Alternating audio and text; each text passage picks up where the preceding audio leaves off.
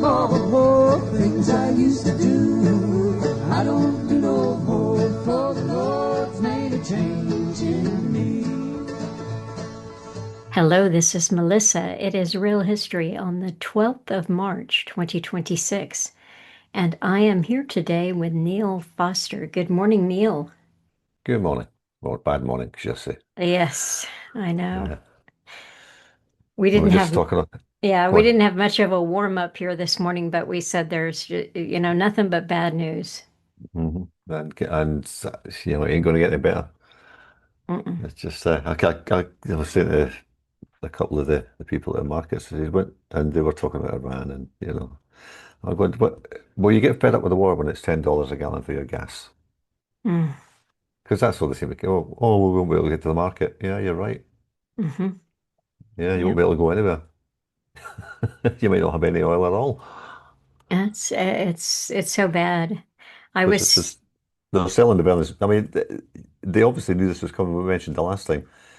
Trump is selling Venezuelan oil to China and Israel, and he doesn't care apparently. The gas prices have gone up in the States already. It's gone up $1 a week a gallon here, and yeah, it's going to keep going. But he doesn't care apparently. It's just a glitch, he says. a Just a glitch. He knew it was going to happen. Yeah. Well, there's a guy who's been bankrupted a few times. Like I don't think he's a good guy to talk about kind of economics and stuff like that. He can't No. look after his own businesses without getting bailed out by the Rothschilds. So I don't see what his uh, qualification is to discuss economics for ordinary people. He's a puppet. Well, he's a very bad one. Yeah. Yeah. I mean, you can see the strings. He's that bad. Oh, yeah. Yeah. But just on the Iran thing, the bombing of the girls' school, we're nearly at 200 dead, and these are young girls between 7 and 12, and even the UN is condemning it, but Trump says it's Iran's own fault for not taking them seriously and not negotiating. I mean, Well, this is supposed to be precision weaponry. Now, they all show us these wonderful missiles that they've got a camera on them, they can see exactly what they're hitting, so they knew exactly what they were doing. well, yeah. There's I no mean excuse that, here. yeah, absolutely. It is precision. You can see when they took out the Supreme Leader and his family, it is precision. And so you have several different ways. The way I look at it is from several different angles. That one is that it's, and this is not my go-to, but it's the babies in incubators. Hmm.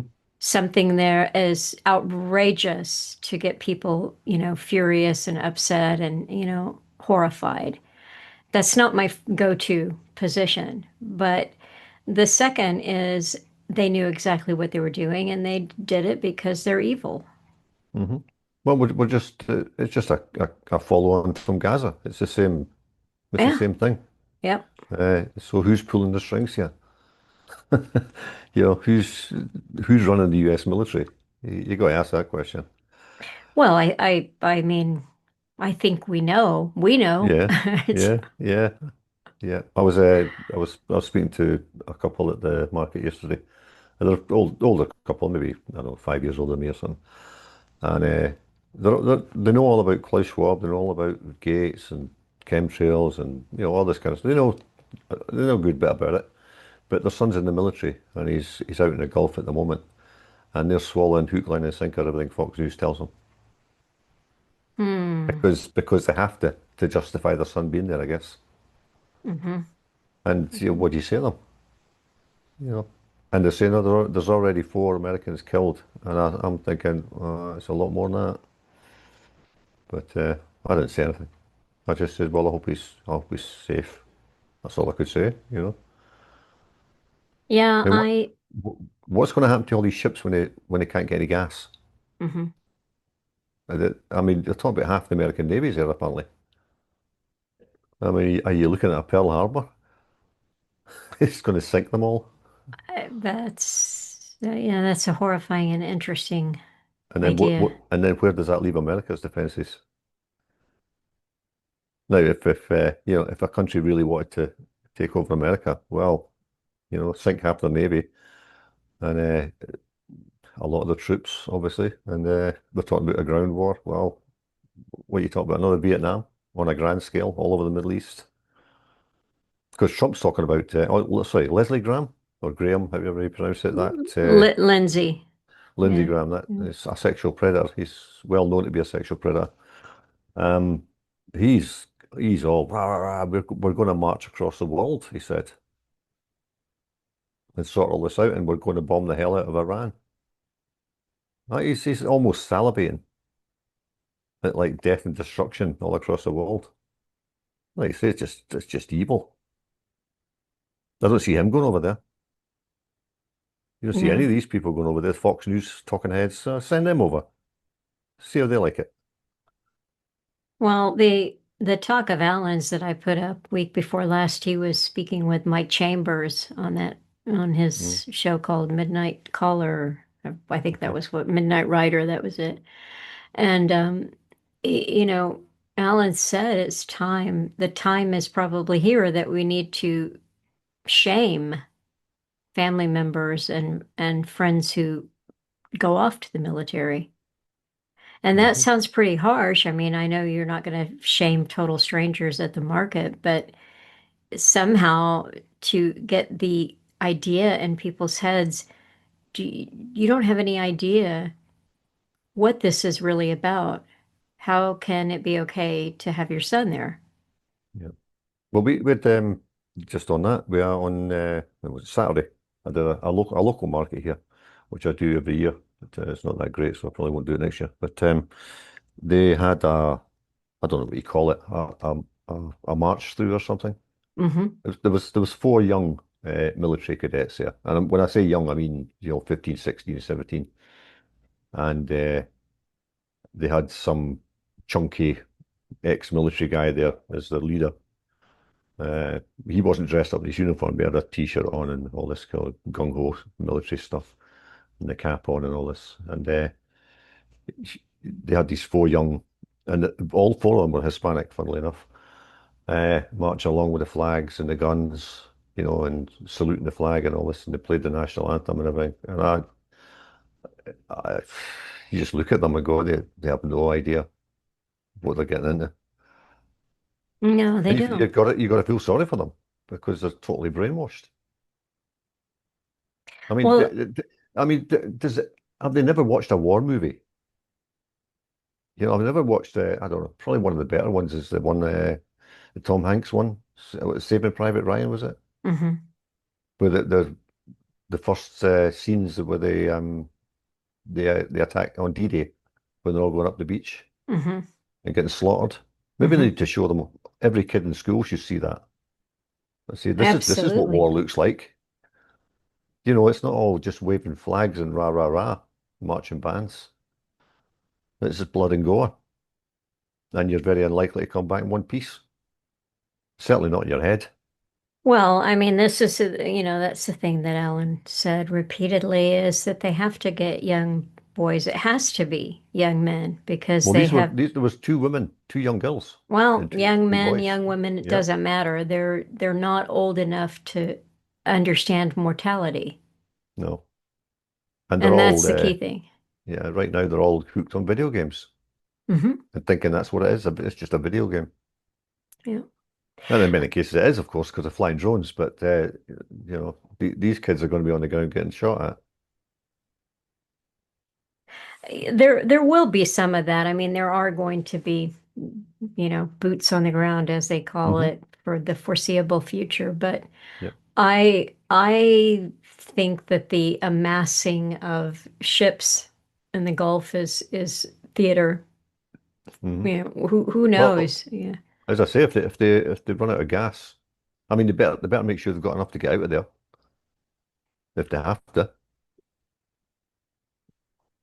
I mean, what kind of military tactician puts that amount of hardware in one spot in a quite a densely in such a dense manner? I mean, that's what kind of military strategy is that? You wouldn't put your whole infantry on the battlefield at the one time, would you? To be slaughtered. Uh, I, I don't know. I Maybe, don't know. I mean, maybe this is the end of America kind of thing. This is their this is their last rah-rah, and they'll be done for. Who knows? It's not going to end well for anybody. Well, I don't know. We can zoom out, you can zoom out, or Mhm. you can zoom in. And then if you zoom out, this has been, Alan has forecasted, if we're looking at that, Mhm. as they're going to finish off the Middle East and then they're going to turn the guns on Americans. Mhm. And what appears to be going on right now is finishing off the Middle East. There's no justification for it. I mean, you could start right there. There is no justification for what is going on in Iran, and they haven't even tried to justify it. That's Well, they where we keep are right changing now. the excuse. They keep changing Well, the reason for it. Yeah, yeah, because they but don't have one. yes, there's no justification for it, none. Yeah. Yeah. And it doesn't matter because it's a must be. It's on the books. This is what they're going Mhm. to do, and they're going to broaden it. And you know, like you said, people are perfectly brainwashed, so they don't mind having, no, we're here for that reason, we're here for this reason. This strategy works over and over and over. They did it at 9/11, they did it at the first Gulf War. There's a, reason for going in. That reason changes. It doesn't matter because this is what they're doing. And, if you pull even further back, you've got the creation of the state of Israel and all of the, you call it the Anglo-American establishment, but they're creating it for a reason. And the reason is to create maximum chaos in that region and predicted whether these things are hoaxes like Pike's letter, Yeah. Yeah. Yeah. whether or not they're hoaxes, these things are playing out Well, apparently as truth. yeah, like you say, like anything can be used as long as it's got a use. It's of use to the agenda. So if you Yeah. take the hoax of Pike's letter, they can be used. Yes. You know, as can the end of days, end of times, or whatever Revelation, or that they can write a Armageddon. script to go. Yeah, they can write a Yeah. script to go along with that. Yeah. Yeah, and just define it any way they want. And they are, that Yeah. I mean, it's a religious war. And there's at least 200 complaints that troops have made against their superior officers for Hmm. telling them that this is a holy war and that Trump is anointed by Hmm. Jesus to Well, light the fire. yeah, the military's not there to fight holy wars. It's there to defend the country. What's that got to do with religion? Well, Neil, It's supposed to be there to defend the country, should I say? Yeah, okay, but when can we point to that's what happened? They were Well, defending the country. When can we well, point no, to that? never, never. Yeah, You know, I yeah. mean, they could argue, oh, we were attacked at Pearl Harbor. No, you allowed that to happen. Well, Uh, that's nonsense. You know, it's yeah, yeah. If they, I mean, it's a terrible thing. yeah, if they can't fight a few guys that normally herd goats in Afghanistan, I don't think they got much chance on the ground in Iran, really. I think they're getting drawn into something which I don't know. There's going to be a lot of dead Americans, put it that way, and Iranis, of course, Iranians. Yeah, I mean, I think that the because we've had a lifetime of real REEL bad Arabs. Hmm. And so we're given, that they are goat herders or, ragheads or towelheads or the Hmm. worst kind of infidels. They're, and, I'm not making them out to be blameless, Well, I mean, but a lot of them were trained by Brzezinski's crowd, so yes, we can't. yeah, yeah. But I mean, the ordinary people there who are actually goat herders are suffering because of it. You know, Yes. and they're probably getting the goats stolen. Yeah. You But know. I mean, we have this perception, or many people have been given the perception that Iran is, backwards, Hmm.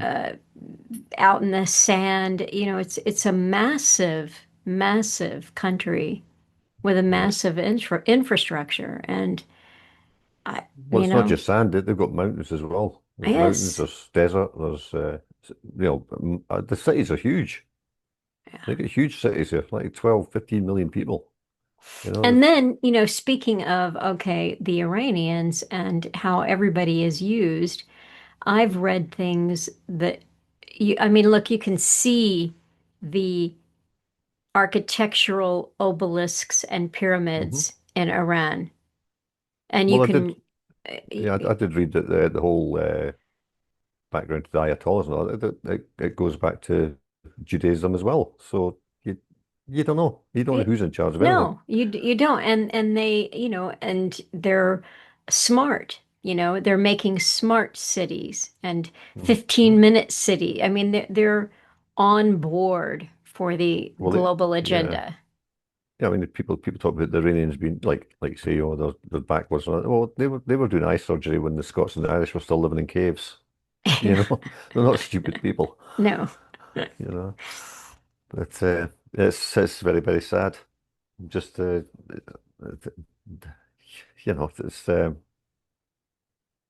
the biggest casualties are always the public, the general ordinary people hmm on all sides. hmm I mean, there's going to be a lot of parents losing their children now over here in the military. Yes, yes. They're going to suffer. That's going to have a knock-on effect.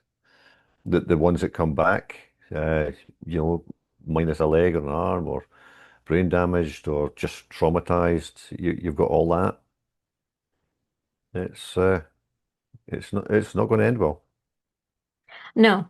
And that the sad thing is that the brainwashing insists that we have in groups and out groups.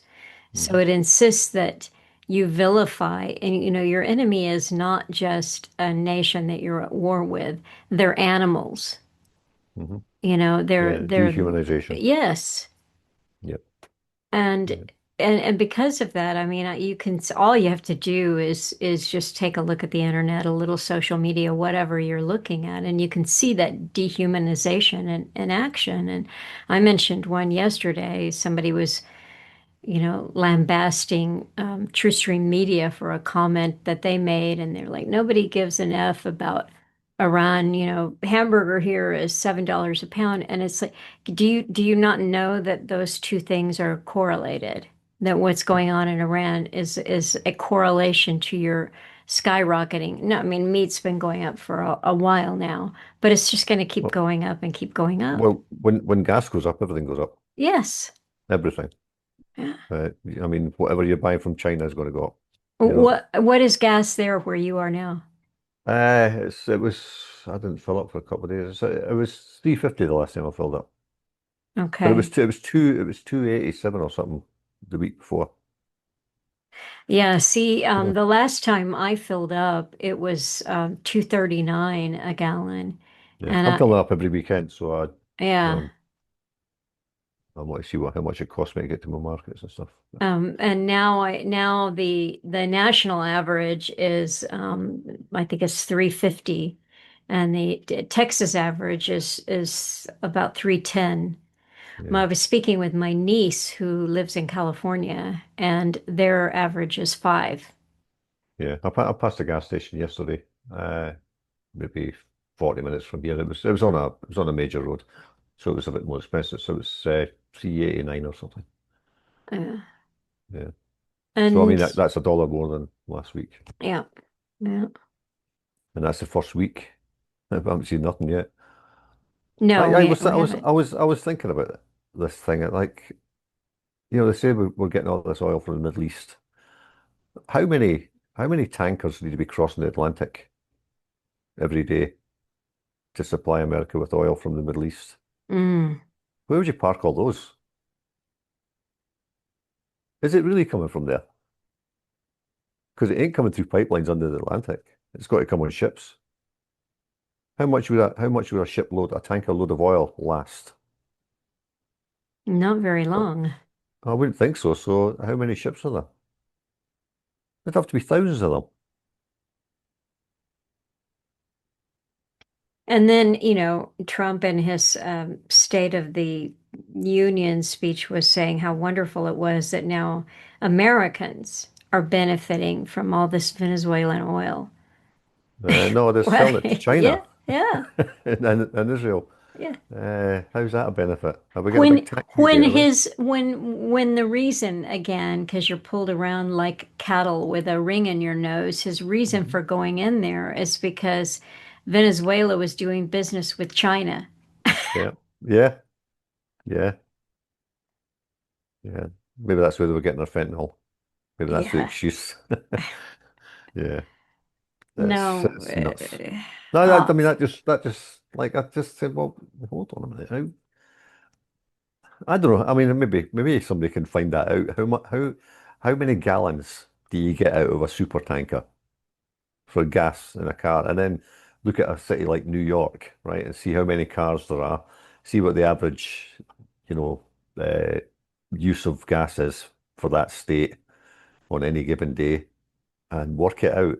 I I can't see how you can supply that much oil from the Middle East. all right, I'm looking this up right now. It says typical super tankers can carry approximately 2 million barrels of crude oil. Right. But that's got to be converted into gasoline. So I don't know. One barrel Right. equals 42 US gallons. That's all. Yeah, one barrel. So a million times, oh no, 2 million times 84 million. Right. 42. Yeah, 84 80. million? Yeah, yeah, you're right. It's 84 million. 84 million gallons. Yes. Right. I wonder how many gallons New York City uses in a day. Okay. I'll ask it this. I'll put that into the browser. How many does New York City use in a day? I'm the noisiest typer in the world. Well, remember, they've got aircraft and everything involved in this as well. You've got all that. Okay, they're not going to tell us. It says they're going to tell us how many gallons the average home uses. Okay. Okay. How many homes are in New York City? Yes. Okay, this is a project. Yeah, yeah. That's what I said. I didn't think it was going to be easy. But no, it just struck me. You must need thousands of ships crossing the Atlantic. Where are all these ships? hmm I've been to the coast. I haven't seen super tankers flooding across the waves. You know, hmm Well, and here's something that we can latch on to. This is New York, and it would appear this is all of New York State. In total, drivers consume, that's got to be billion, 5,707,665,000 gallons per year. right? And we were only at what 284 gallon, what two Uh-huh. Yeah. 284 million gallons of tanker. Well, I think just from that we can see that the oil that we're consuming as a nation isn't coming in on tankers. Certainly only a small percentage of what we But use. we're only talking about cars and trucks here. There's aircraft, there's Yes. plastics, Yeah. there's Yeah. tires, Yes. all that stuff. So I don't know. Yeah. That'd be Well, a funny one to okay. find out. That's a good project for somebody. I think that for me, it's my equation is if we're being told it's a lie, Yeah, whatever they're yeah, yeah, telling. yeah, yeah. Well, I mean, that doesn't even include what the military uses, right? I Mm-mm, mean, you've got that as well. mm-mm. So, the- yeah. Anyway, that's just a thought that came to me. But anyway, who knows? Who knows? Maybe it's just a chemical they make up in factories somewhere. Maybe it's not coming out of the ground at all. Who knows? Maybe that's all a lie as well. Maybe they're using it for something else. Oh, well, here's something that I was able to pull up here. And this is 2017. In 2017, the U.S. military purchased 269,230 barrels of oil a day. A day. A day. So there's four tank. What you said there was a million barrels on a Two ship, was million, it? 2 million. 2 million. Hmm. So there, yeah, they're going to go Yeah, through a shipload a week. yeah. It says that the Air Force spends 4.9 billion on fuel in 2017.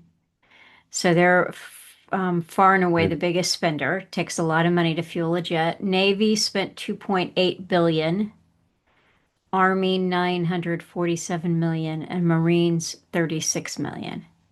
Yeah, it's the quantity, though, isn't it? It's Yeah, how 52 tankers a year or 60 tankers a year just for the just military. for the military. Yep. Yeah. Ah, well, all right. Okay, Well, so where to now? how about we'll carry on with the end of life thing made in Canada. Mm, This one, it's from a site called Live Action. October 10th, 2025. Dementia patient killed without consent by assisted dying upon family's request. An elderly woman with dementia was reportedly killed through euthanasia at the request of her family, despite the fact that she never gave consent. It's got the key takeaways. Canada legalized assisted suicide and euthanasia in 2016, and it has rapidly expanded since then. Now, we mentioned before, you give them an inch to take a mile. That's exactly what they've done. Medical assistance in dying, MAID, has since become the fifth leading cause of death in Canada. That's uh, that's quite frightening, isn't well, it? it is frightening. And Neil, let me interrupt for just a moment because I had an article up last week that I was reading that said that since the beginning of MAID, which is, I think it's a little less than 10 years now, 100,000 people have used it. And we know that most of those are in the last 4 years. So And it's just shocking. yeah, well, it says they legalized it in 2016. That doesn't mean it wasn't going on before that. That's right. That's right. And the article that I was reading also said, I don't have it up right now, but I'm pretty sure it said that the amount of people that have used MAID, have died, have been put to death under MAID Mhm. is more than all of the other countries that have euthanasia combined. They'll soon catch up. Yeah. Yeah. So the last one here. In a disturbing example of Canada's willingness to kill the sick and disabled, a woman with dementia has now been euthanized, not due to her own request, but due to her family's wishes. Now, I thought that was supposed to be impossible. Hmm. Oh, hold on, Jack's crying at the door here. I'll need stop it, Jack. He's got a little girlfriend dog that he really likes, and Oh, okay. he wants to go out and see her. Anyway, you just have to wait. A dementia patient was killed utilising Canada's medical assistance in dying framework at the request of the patient's family. According to a 2025 report issued by the Canadian Office of the Chief Coroner and Ministry of the Solicitor General, MAID Death Review Committee, six case studies of euthanasia deserve special attention from 2023 and 2024. One of them involved an elderly patient, Mrs. 6F. She's just a number. I Hmm. couldn't give her last name right. Who had moderately advanced dementia. After several falls, Mrs. 6F, a woman in her late 80s, was admitted to the hospital. During her transfer to a complex care facility, she reportedly expressed a wish to die, which was interpreted by a member of her family and communicated to hospital staff as a request for MAID. The family was informed that due to their elderly relative's cognitive status, it would be difficult to obtain true consent for MAID, and a navigator determined, that's what they call them, that's these persuaders, determined that Mrs. 6F was unable to give consent. Therefore, it was not appropriate for them to proceed. A second maid navigator determined that after talking to Mrs. 6F and explaining all of her options, she did not want maid. Instead, she continued her transfer to a long-term health facility. So she's actually expressed that she didn't want it herself. Uh, 4 months. Go on. well, and what's interesting in this case is that both of the navigators determined that this was not appropriate. Mhm. So carry on. Yep. 4 months after entering long-term care, another maid request from Mrs. F was initiated by a family member. The chief coroner's report highlighted that efforts were made to communicate the maid process to Mrs. 6F. What'd you say to her? To your whoever this was, daughter, son, whatever. They want you dead. How do you feel about Yeah, yeah. that? But that a thorough cognitive analysis was not documented in her files. Also, efforts to obtain written consent failed, and no direct quotations from Mrs. F were included in the documentation to substantiate the eligibility determination. So she never said anything uh, in positive regarding I want to die. No. Mrs. 6F was scheduled, right? It's in a diary, right? For scheduled for maid a week later. And it's like she's going out to give childbirth, but no, it's the opposite. And during the procedure, it's a procedure now. It's for Yes. your, it's for your health. Yeah, the patient became agitated. Well, no wonder, and people were removed from her room. Now, if she's become agitated, it's clearly because she doesn't want to be killed. It's a survival instinct, right? Um, After a repeating of the consent questions by the confused woman and squeezing a provider's hand, Mrs. 6F was euthanized. So she she's what? I don't know how to read that. Did she repeat the questions back to them? After That repeating that's all, I mean, sorry, it's bizarre. they've got of in brackets here, sorry. So I mean this is it's in quotation marks, so obviously they didn't leave Yes. the of in there. Um a repeating of the consent questions by the confused woman. So somebody said to her, "We're going to euthanize you," and she's answered back, "You're going to euthanize me?" Yes. Yeah, no, you're not. But they killed her. This is outright murder. Well, it is, and uh, uh, there's no justification for it. I mean, they haven't documented any conversation that they had with her, any desire that she had. It's just Well, some quite the family. opposite. Yeah. Quite the opposite.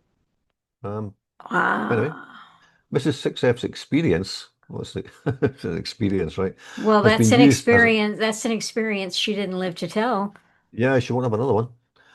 Mrs. 6F's experience has been used as a case study to assess whether proper consent is being obtained from persons with advanced dementia in Canada. They Well, have clearly it's they have not. to study that. Yeah, clearly it wasn't given. Simple as that. Yeah.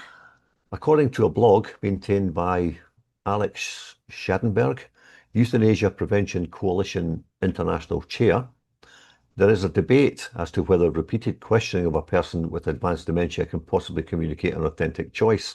Well, it's just going to confuse them if they've got dementia, Hmm. Hmm. particularly without supporting documentation of a person's cognitive capabilities and decision making. Well, obviously, her cognitive capabilities were okay when she decided she didn't want to be killed and she got agitated. She knew what was happening. Hmm. The bottom line, since 2016, MAID has become the fifth leading cause of death in Canada, accounting for 1 in every 5 deaths. 1 in every 5, right? That makes it sound even worse. It's 20%, so 20% of deaths in Canada are euthanasia. Hmm. That's horrific. Yeah. Uh, Last year, Live Action News highlighted a report that revealed hundreds of MAID deaths actually violated Canadian laws. And that's the end of the article. Is anybody in prison? No. No, no. It's we're talking about evil again. And the picture's about right. The pictures of a faceless person in a white gown holding a cloth over an old man's mouth and nose. Hmm. Well, that's what it is. Hmm. Yeah. But there was a there was another report, a video, which I had up. I can't obviously play videos here, but it was saying that Maid had stalled in the US. So In the US or the UK? I think it was a US it was a Oh, US channel, so I guess it was, yeah. But they'll just come back with it in a different form. yeah. Yeah, I see. I've got one up here from Sky News. It says assisted dying bill That's the one. almost, Sky yeah, News, yeah, that was it. yeah. So it's UK. It's assisted dying bill almost certain to fail. As far as I know, they haven't attempted this federally in the US. It's just state by state. Mhm. Some states have passed it. So um, Well, the government will not be giving the landmark assisted dying legislation more time in the House of Lords, which means it almost certainly will fail. yeah. Uh, so No, here's the there video here, yeah. is, yeah. So I wonder what Kim Leadbeater will be Yeah, put to deal with now. yeah. I shall move on to something else. Right. I got was it Ice Age Farmer, I think, put something he was talking about Yes. Yeah. the was it AI control of agriculture Hmm. and how it could be hacked, and it has already been hacked in some situations. And that kind of coincides with the oh, where is it? I've got so many things up here, I can't Well, find I it. can start while you pull it up. It's this is Unshadowed, which is Ice Age Farmer. This is Mhm, from several days ago, 6th of March. Cyber attack on America's food supply. mhm. Hacked tractors and hidden threats to farms. U.S. food production's cyber vulnerabilities among warnings of Iran retaliation. So this, I think, what I've got up is just a video that is on his Substack, but the Mhm. video is off of YouTube. Experts and insiders are warning about a looming cyber attack on American critical infrastructure in retaliation for strikes in Iran. But it may not be the Well, typical examples of the power grid or banks. Food production is also highly vulnerable. I mean, we know they're trying to create a food crisis, so I Hmm. mean, it, it's not going to be Iran that does it. They'll get the blame for it, but you know, the old American AI is pretty capable of doing the same thing, right? Hmm. Why do you have to rely on an enemy to do it? Well, I mean, speaking of not relying on enemies, the next sentence says, the government has already been conducting tabletop Mhm. exercises about what there, I think he's got two words here. There's an extra word here about how such a cyber attack might cripple US farm activity. Mhm. So, Well, there you go. We know all about tabletop exercises, don't we? yep. Yeah, but I just linking into that now, and back to Iran. This is from NDTV World. Iran war sends farmers, including in India, rushing to secure critical fertilizer because a lot of the fertilizer comes out of the Middle East as well, into these countries, and also like the countries like Bahrain and Kuwait. They're all. I think he actually mentions that in the video, or it might have been another one. They're 95% importers of the food, and it comes through the Strait of Hormuz, a lot of it. Mm. So you're going to see a food shortage there. Hmm. Um, and again, fertilizer. They've already been talking about shortages of fertilizer, or they're going to ban it, or you know, now they're just going to stop you getting it altogether. Not that that's a bad thing. I mean, some of these fertilizers people should be using anyway, but you know, it really just shows you that in a split second, your food supply can just go down the toilet, and that's it. And most of these stores have only got 3 or 4 days worth of food anyway. Your Walmarts and all that. I mean, Hmm. if they could start a panic over foods tomorrow if they wanted to. They did it during Well, COVID, yes, I was just going to say that. you know. Yep. I mean, people were fighting over toilet roll. I was getting the cans of beans and stuff. I was Hmm. like, I'll have all that stuff and bags of rice, you know. No, I I'll mean take that. up in Canada, I had a list, a sheet of paper with the phone number of all the different grocery stores so that Hmm. before, because we weren't going in all the time ever. And, I'd have to call the store and say, what's your limit on eggs? Hmm. Yeah. Yeah, well, like So, when the whole COVID narrative started about China and all that, I just said to Paul, I says, right, I'm going down to the cash and carry and we're buying like $1,000 worth of stuff. That's it. And that's what I did yeah. before it got that bad. No. But Yeah, I'm kind of it's, thinking of doing the same again. Well, maybe not to that extent because I've still got well, stuff, but having a prudent supply of essentials is always a good idea. well, as I say, when gas prices go up, everything goes up. So if you buy it Hmm. now, you're going to save money. Hmm. You might not have that much disposable income, but I'm sure everybody spends money on things they don't need. Oh yeah. We talked about this Yeah. before. Yeah. It's time to start spending money on what you do need Hmm. in case you need it. No, I just, in terms of like the prepping world, I spent a little time over the last few days just cleaning out, making sure, checking some things, rotating, Hmm. you deciding what I might need and, taking a look. Yeah. It's just good to have, I was at the store and I saw a major price reduction on AA batteries. So it's like, Hmm. okay, you never see them that inexpensive. Buy now. Yeah. Yeah.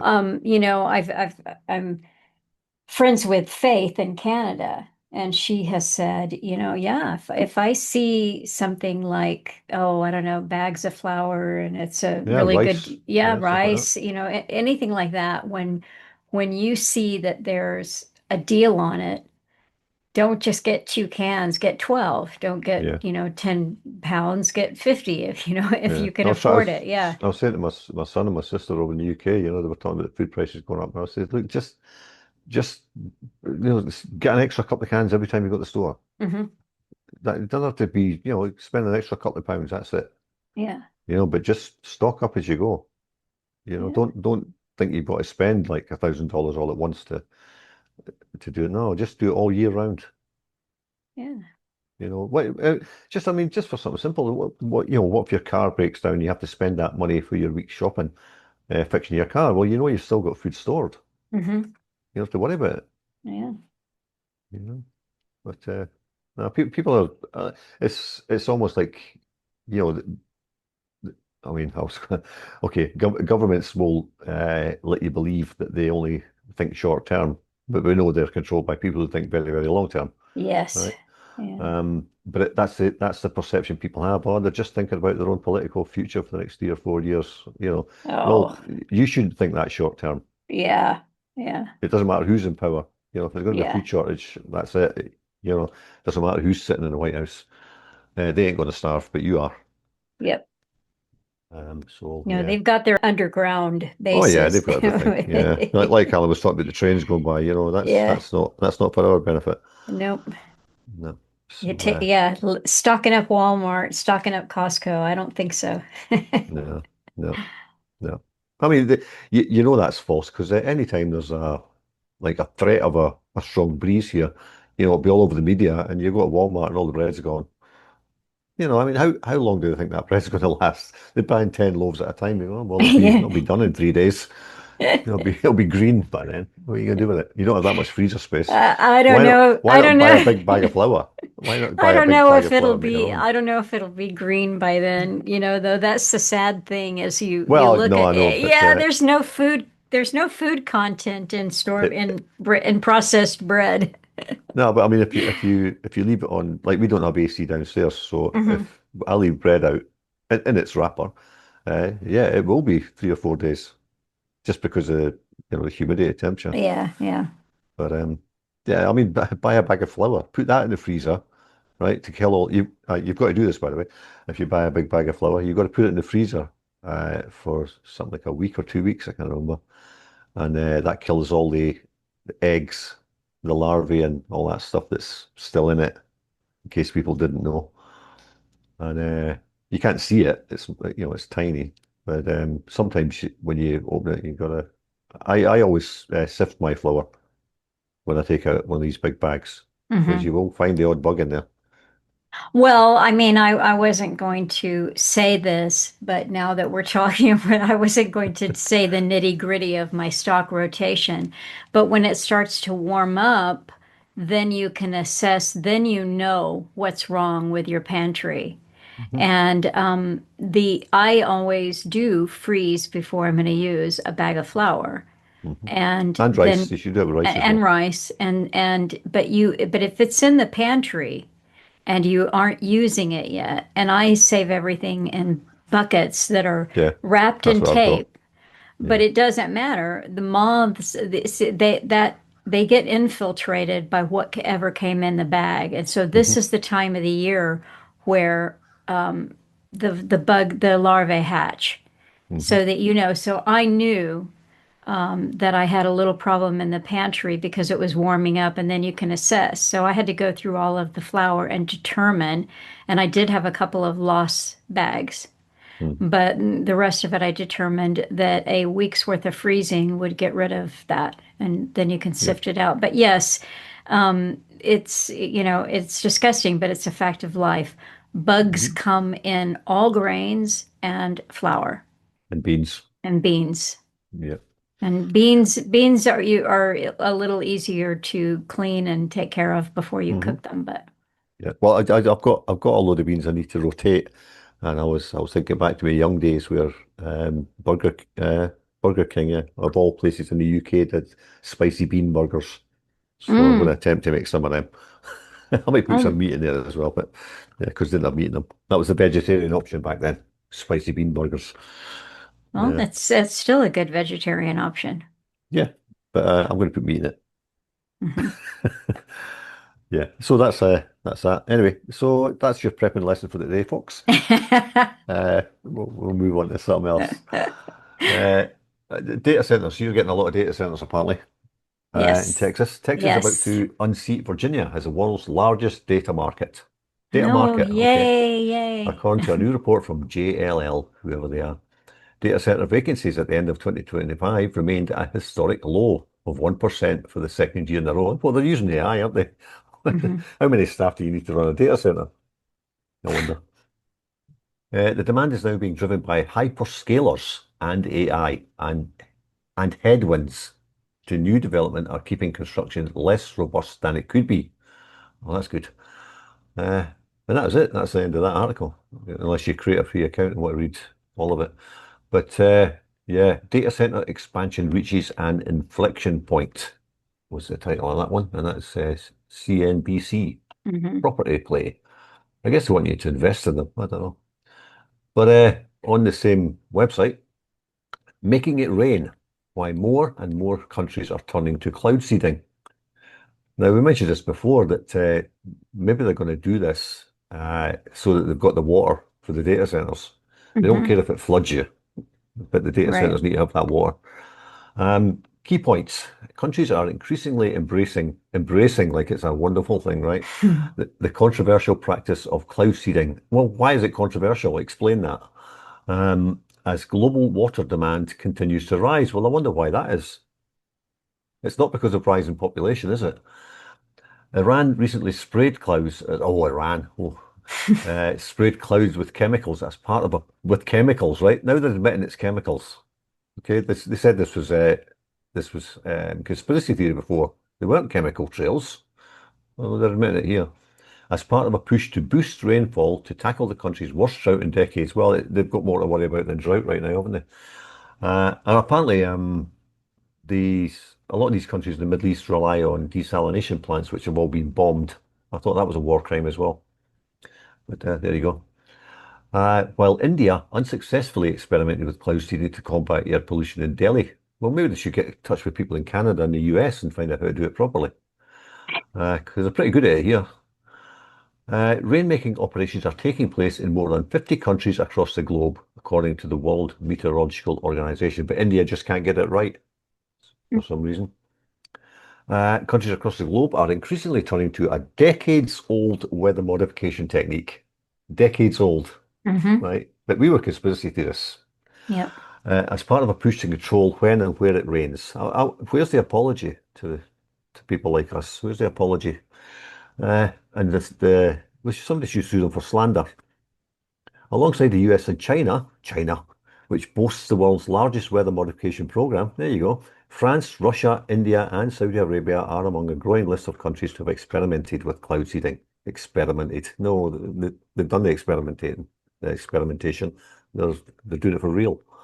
For Yeah. many, the embrace of rainmaking operations stems from the need to boost water supplies as global demand continues to rise amid the climate crisis. Got Oh, nothing to okay. do with Nothing the to AI do with centers. data centers. No, nothing to do with that. Nothing at all. Just ask AI, they'll tell you. It's climate crisis. It's not us. Others have Mm. sought to use cloud seeding to disperse fog at airports. Well, kind of rain affects your vision as well. Tackle air pollution, so they're bringing all that air pollution into the soil, right? Hmm.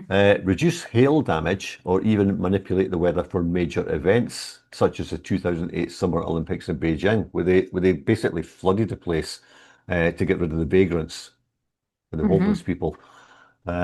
Cloud seeding aims to clean the place up because it was filthy. Cloud seeding aims to improve a cloud's ability. Here we're back to organized weather again, right? To produce rain or snow by introducing tiny particles, usually silver iodide. The process is limited both in area and duration, and over time is estimated to increase local precipitation by 5 to 15%. Well, I think it's way more than that if they want to. The concept is not without controversy, however, since first taking place in the 1940s, right? Conspiracy theory, right? Cloud seeding experiments have raised concern over potential environmental and ecological risks, say, and stoked regional security tensions, with countries accusing each other of stealing rain. It's hilarious, isn't it? This is something now that they admit that they've been using for 80 years, but it's still at the experimental phase. Yeah, yeah. And people are stealing rain. Yeah. I mean, ludicrous. I thought 50 countries were doing this. Why would they have to steal it? They do it themselves. Augustus Dorico, this is the guy who Yes, yeah, you ran flooded with, Texas. yeah. Yeah. Was it Texas? It was the one with the school, the Catholic girls' school was flooded. Was that Yeah, the that was Texas one? Texas. Yeah, Yeah, yeah. that was. California-based cloud seeding company said there are two dynamics at play that seem to be rekindling people's interest in the technology, both in the US and the world. Is he going to admit it's AI centers? Let me see. One is truly just circumstance. A lot of these countries and regions are suffering from more volatility in climate and precipitation patterns and their water supply. And so it's leading them through necessity to be more creative than they were in the past, Tarico told CNBC by telephone. Oh, he couldn't turn up himself. Two, I think this is like the real meat and potatoes of why Rainmaker got started. It's because it was funded by somebody. It's because in the last few years, this is the Wonder Kids, right? That started it Yeah, with Garage. Peter. Another one of Yeah, them. and Oh, funded by Peter funded Thiel. by That's Peter it. Thiel. Yeah. Yeah, it's because in the last few years there have been some fundamental breakthroughs in how to do measurements and attribution of cloud seeding effects.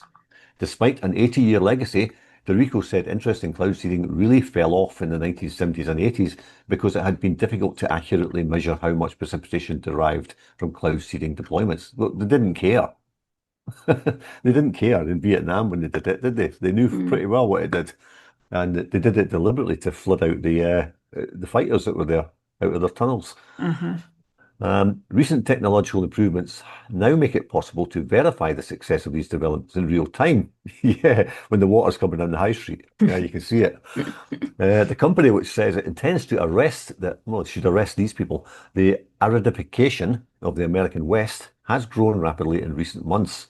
And just, it always amazes me that they seem to have plenty of water to make wine in California, but the residents around the place are just Mm, mm.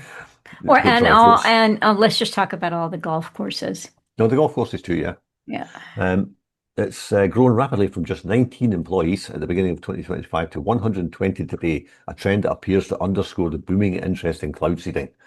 But it's just a coincidence, isn't it? At the same time as the AI centers are exploding, uh, Mm. their, their, their employees have gone up over 100%.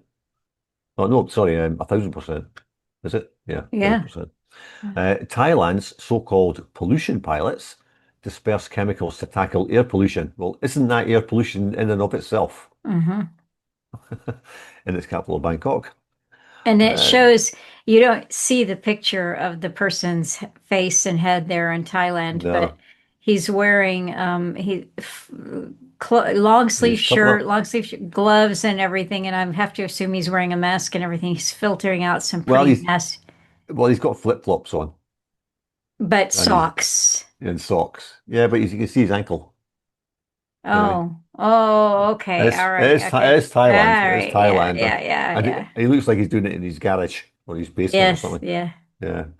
Anyway, yet despite its name, Dorico said the company's cloud seeding projects are mostly designed to make it snow. Well, why didn't you call it Snowmaker? Oh, there you go. I misnamed the company, it turns out, and Snowmaker probably would have been more apt. It doesn't sound good. It doesn't sound as good for what it's worth, Dorico said. Maybe he's involved in killer snow in Britain. Maybe that's the guy. He added, I think that the most important thing for Rainmaker to do this season is just make season. What does he mean by that?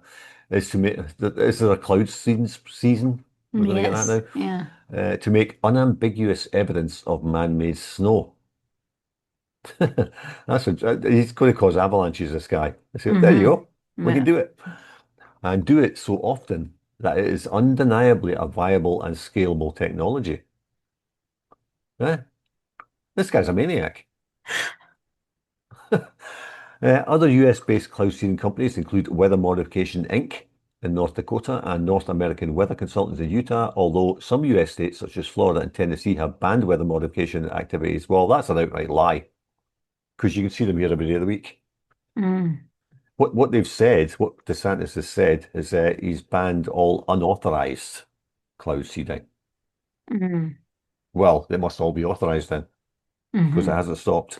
Mm-hmm. And that was supposed to come in effect on the 31st of October last year, when that was supposed to be an outright ban. But this article is February 24th this year. Mm-hmm. So DeSantis is lying again.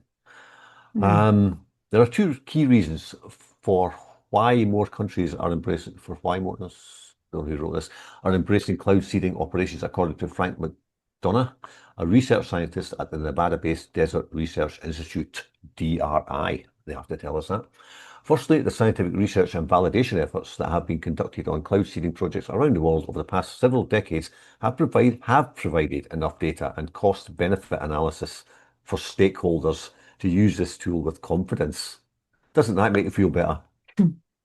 The stakeholders are getting their money's worth.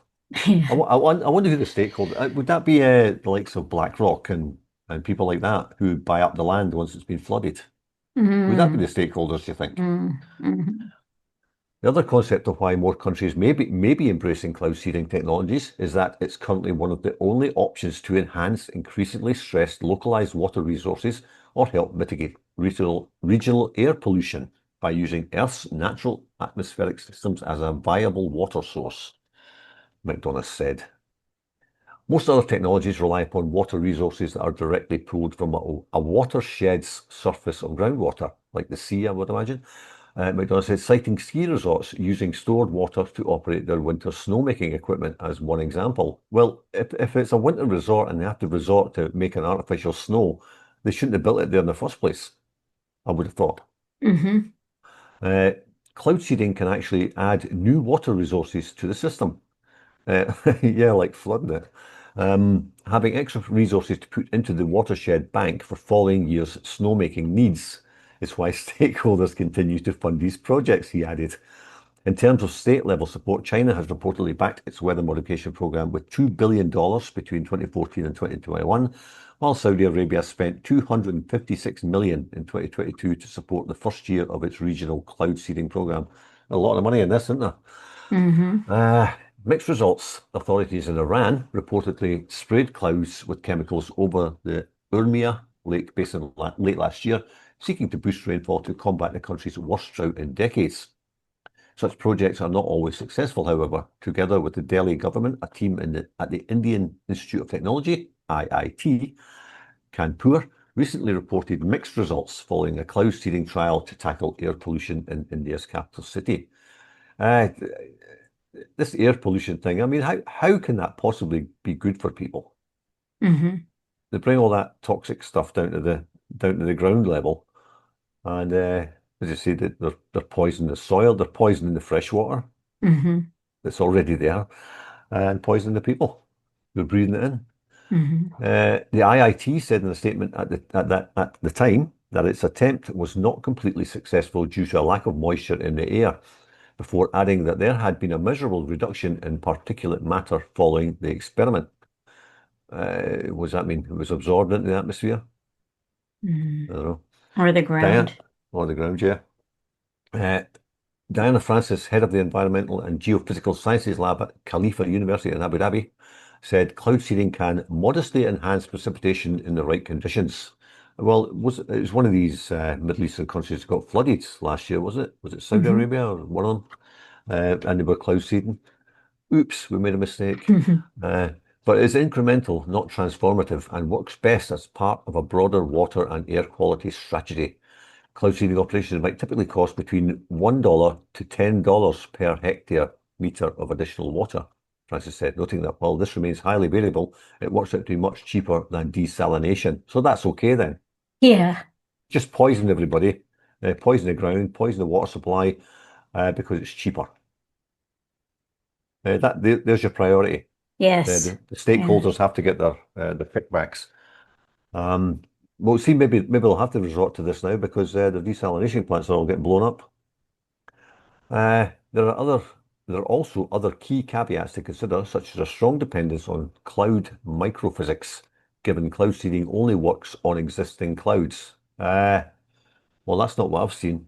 I've seen perfectly blue skies and clouds being created, with not a cloud in sight anywhere before they started it. Problems with attribution and potential geopolitical and legal issues regarding downwind impacts, Francis said. Yeah, exactly. We spray it in one country. We've mentioned this before. Like countries in Europe have banned it, but hey, depends which way the wind blows, right? It's not the stuff you can see up in the sky you've got to worry about. It's the stuff that's coming down already that you can't see. Mm-hmm. Studies have shown no significant impact on either human health or the environment. Well, there's an outright lie. From previous silver iodide cloud seeding projects, according to the World Meteorological Organization. So you can trust them. They're part of the WHO, aren't they? Mm-hmm. Or the UN, anyway. UN, I think. UN, yeah. While further investigation is needed to assess downwind effects. Well, if it's not happening right above your head, why would you have to study its downwind effects? That's because, like I said, they're looking up the stuff in the sky. Oh, it's okay, it's safe up there. It's, nobody's breathing it up there, but when it comes down, we might have to look into people getting cancer and all sorts of things. The UN, there you go. The UN Weather Agency has also acknowledged that significant challenges in public, social, and local acceptance of rainmaking operations remain widely evident. But it doesn't matter. We're only the minions. We don't count. All right. Yeah. But not a mention of AI centers. And these countries in Saudi Arabia, Kuwait, they've all got them. Mm-hmm. Yeah. But hey, it's not their fault. No. Yeah. So it's climate change. Yeah. Yeah, got to be. They're changing it. No, I'd say there was no good news, but we mentioned before that they were starting to throw the transgender movement under the bus a little bit. I don't know what happened there. It disappeared. Hold on. Where is it? Oh, I had that up a second ago and it's just Well, disappeared. I don't have it up either, but I remember it was it Kentucky that had revoked Kansas, I've got it, Kansas. yeah. Okay. Kansas invalidates driver's licenses, birth certificates of over 1,000 transgender residents. Now, I had two of these people in my booth over the weekend. One was Saturday, one was Sunday. Both men pretended to be women and blatantly obvious that they were men. And putting on all the mannerisms of being women. It's very, very hard not to laugh. But anyway. New York, February 26th. The Kansas state government has invalidated the driver's licenses and birth certificates of transgender residents who changed the gender on those documents in accordance with a law that took effect on Thursday. The move affects more than 1,000 people. The law requires residents to change their gender identification to the sex they were assigned at birth. Again, they're using their language. You're not assigned your sex at birth. You know, the doctor looks at your genitals and goes, "Yep, boy, girl, that's it." It's not like he goes, let me see, let me think. What will I make of this person? It looks like a boy, but we've got a quota of boys this week. Let's make him a girl. No, it doesn't work like that. And also bans residents from changing their gender on those documents in the future, and rightly so. Affected residents must pay for their new driver's licenses, so it's a bit of a money grab by the state as well, isn't it? They probably had to pay to change it in the first place. The law also requires transgender people to use bathrooms and locker rooms in buildings owned or leased by government entities that match their sex assigned at birth. Now, this is going to cause problems, isn't it? You'll see a lot of these people actually, if they've got to go into the men's bathroom and they're going to go in with makeup on and be 6'6" with hairy hands, they're going to get themselves in a bit of bother if they walk into a bathroom like that, I think. So they might start dressing as the sex they actually are for their own safety. You mean the sex they were assigned at birth? No, they weren't assigned. And it says that here. But again, this could be used when you have got the the guy with the big wig and lipstick and the hairy hands going into a man's toilet dressed like that with high heels and the suspenders, just so they can say that, oh, look, we're getting attacked. Yeah, it's just not fair. We're victims here. Maybe it'll be used that way. Increasing restrictions on transgender Americans. Oh, transgender people in the United States have faced increasing restrictions at the state and national levels. Republican President Donald Trump, good old Donny boy, has taken a particularly hard line since returning to office last year, issuing multiple executive orders limiting transgender rights. That's a hard line, but mass murder of people over there, no big deal. No big deal.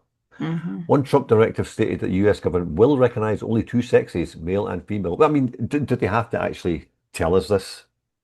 Do people actually have to have the US government tell them there are only two sexes? Well, yes. I think I worked that out when I was a very small boy. Yeah. Another sought to exclude transgender athletes from female sports. Well, quite right. The new Kansas law puts transgender people in danger. There you go. Anytime they interact with law enforcement or apply for a job or for housing or public benefits. Why? Why would it put them in danger when they're interacting with law enforcement? Unless they could be on the streets soliciting, who knows? Why would they be in danger from law? Well, we could all be in danger from law enforcement, but why them particularly? And when applying for a job, well, all they've got to do is apply for a job in the local city council. They'll get it. Positive discrimination, right? They need a quota.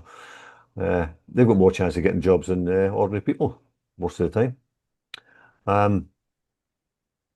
The mismatch between how they present themselves in the world and their driver's license puts them at risk of discrimination or violence. And so that's why many trans people choose to change the sex markers on our licenses. Oh, so he's one of them, on our licenses, right? So that we can live as ourselves in society and keep ourselves safe. Well, if you wanted to keep yourself safe, you wouldn't go pushing it in other people's faces, would you? I don't go out to a pride marches and get in people's faces saying, I'm a heterosexual, but they do that. I mean, they walk the streets bare ass naked in front of children.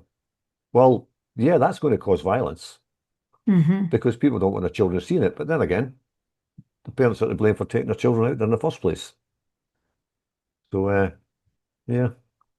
Kansas residents were permitted to change their gender markers on driver's license and birth certs until 2023, when those changes were halted and amid litigation initiated by the state's Republican attorney, blah, blah, blah, blah, blah.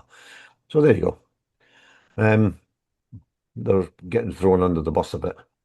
And they can, like you say, if something's useful, they'll use it. So now they can use this to say there's violence against these people. Yes, yeah, absolutely. Because there wasn't before. Yeah. They kept saying there was, but there wasn't. So now they're working around that and making sure that they're putting these people in an awkward position whereby they could get violent. But really, if you're inclined this way to dress up women's clothing and stuff, and you're doing it to get a sexual kick and nothing more, which most of these middle-aged men are doing to get into young girls' changing rooms, you've got a responsibility for your own safety, right?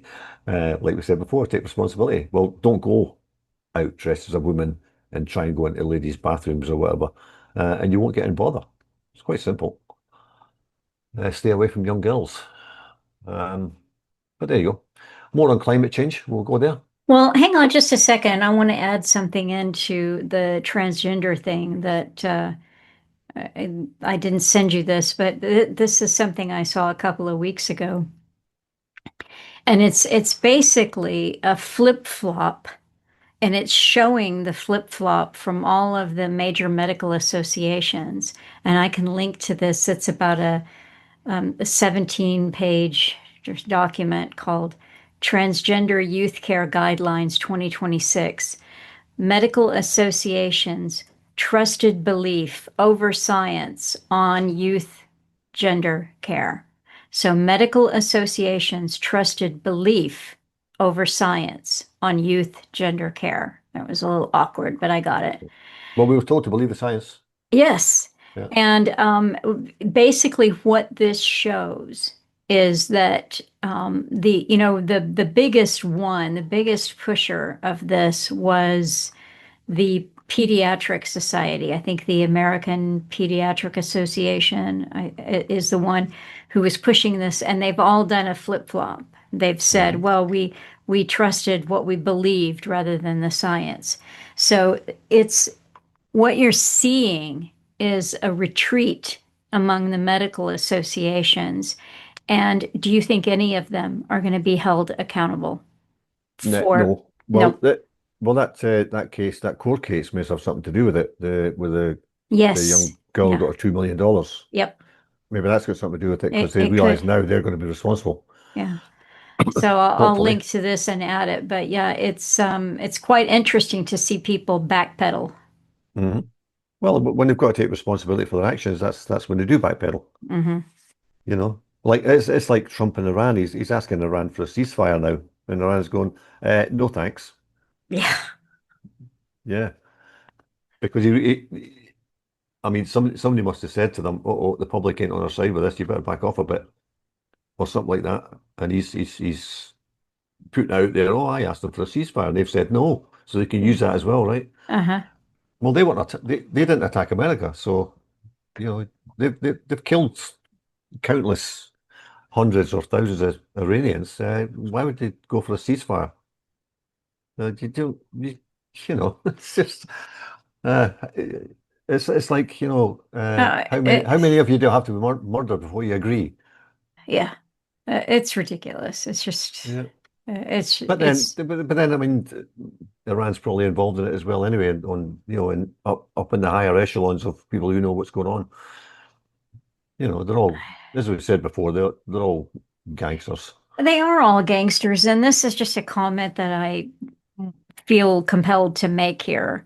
And it kind of ties in all of the different operations, COVID, the part of the Epstein psyop. We know who these people are. They've proven who they are, and yet we still can split our cognitive abilities to say, well, we're going to trust them on this and not on that. Well, These are that's liars and murderers. They're liars and murderers. Mhm. Which part of that don't we understand? And yet Yeah. we still keep, trying to engage with it like it's sane and rational. Yeah, put pressure on the politicians, and they'll have to listen to you. Yeah. These are the monsters who locked you down in your home for weeks on end, and And didn't let you go to your granny's funeral no, and after they killed her. just So I mean, but yeah, they're, as we said before, they're all bad, and it's all one big monopoly or one big Brzezinski's grand chessboard. mhm. The whole world. But and they're all pieces in it. I mean, That's right. anybody thinks Putin's he's fighting the bad NATO guys. No, no. He's doing what he's told. He's following orders. Yeah. That's it. But anyway, All right, climate change. Let's climate have some change more again. of Okay. this. Just remember, we had a very cold spell recently in Florida and down your way. But new study finds air conditioners will exacerbate climate change as planet warms. So they're getting you ready to cut you off, Yep. right? Like we said before, they're going to ration your electricity. Now, it's as the planet warms, right? What about when it's cold? Because air conditioners are your heating system as well. Hmm. So, are they going to turn? Well, we'll have to ration you, but you can have it in the summertime. You can have it in the summertime, but we might have to shut off in the winter, which would kill more people than not having it in the summer. Hmm.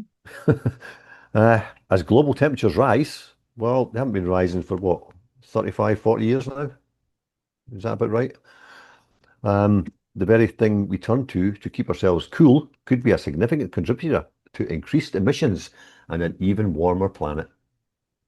And this should come around my yard and see all the plants that have died the 1 day or 2 days of cold weather. See how much the planet's warming up.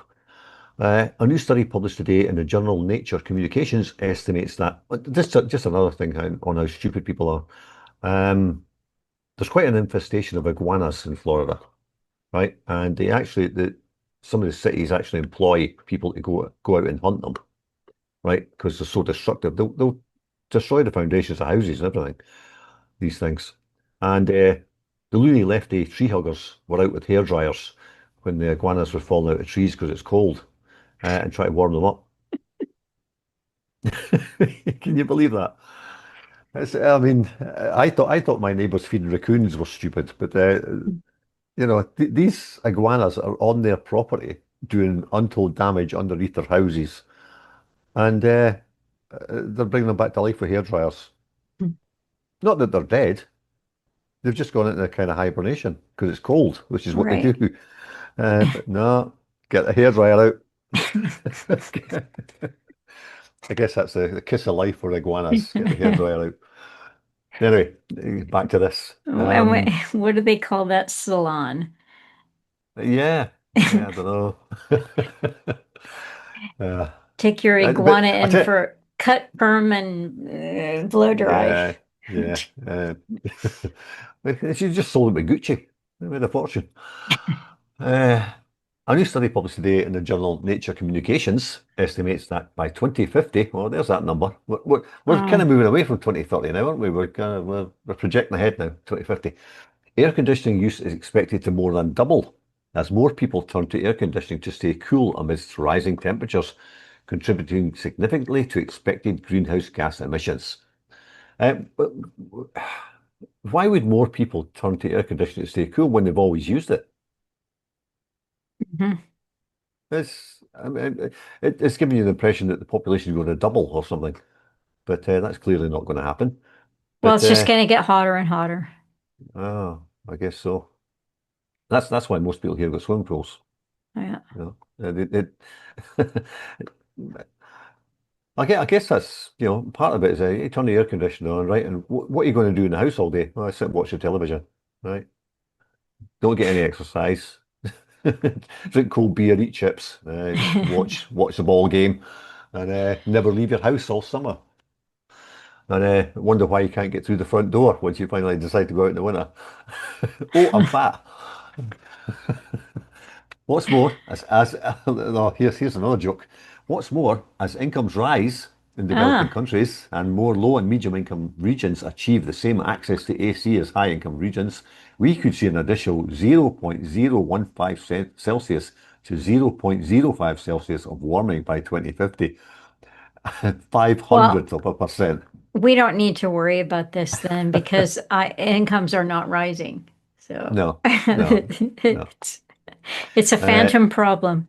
yeah, I mean, let's talk about developing countries, right? So they're talking about India, right? Hmm. I guess. And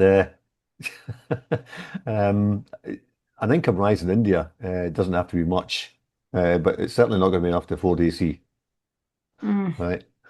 Um, The rise could create what the researchers call a feedback loop, in which closing the inequality gap and improving access to air conditioning would put global climate targets out of reach. Regions most vulnerable to rising temperatures, such as South Asia and Africa, below the equator, or on the equator, certainly have least access to air conditioning. In contrast, wealthier regions like Europe and North America have lower cooling needs but higher air conditioning usage. Well, why don't they get that rainmaker guy to go over, or snowmaker, and help them out? Just make it a little bit colder. The study reveals that if all low-income regions gained the same access to air conditioning as rich regions, related global emissions would jump dramatically, adding up to 0.05%. 0.05 degrees Celsius of extra warming. Extra warming. That's like when I went to buy a washing machine. It had a setting on it that said white and extra white. I just asked the guy what that was and didn't know. But I mean, 500th of a degree of extra warming. Are we going to notice? Even in the most climate-friendly scenario, climate-friendly. Hongji Zhang from the Beijing Institute of Technology, the first author of the study, said in a press release, it's long been known that air conditioning contributes to global warming. Really? Where's the evidence of that? It uses electricity, granted, but it doesn't give out fumes, does it? It takes the air out of your house and puts it outside.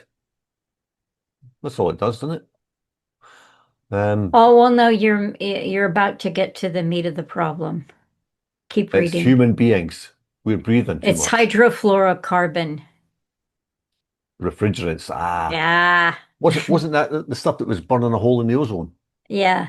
And what happened to that? they've gotten rid of the ones they told us were offensive years ago. Yeah, you couldn't buy them anymore. Mm-mm.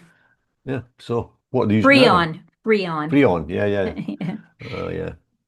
Yeah. It's not free for everybody.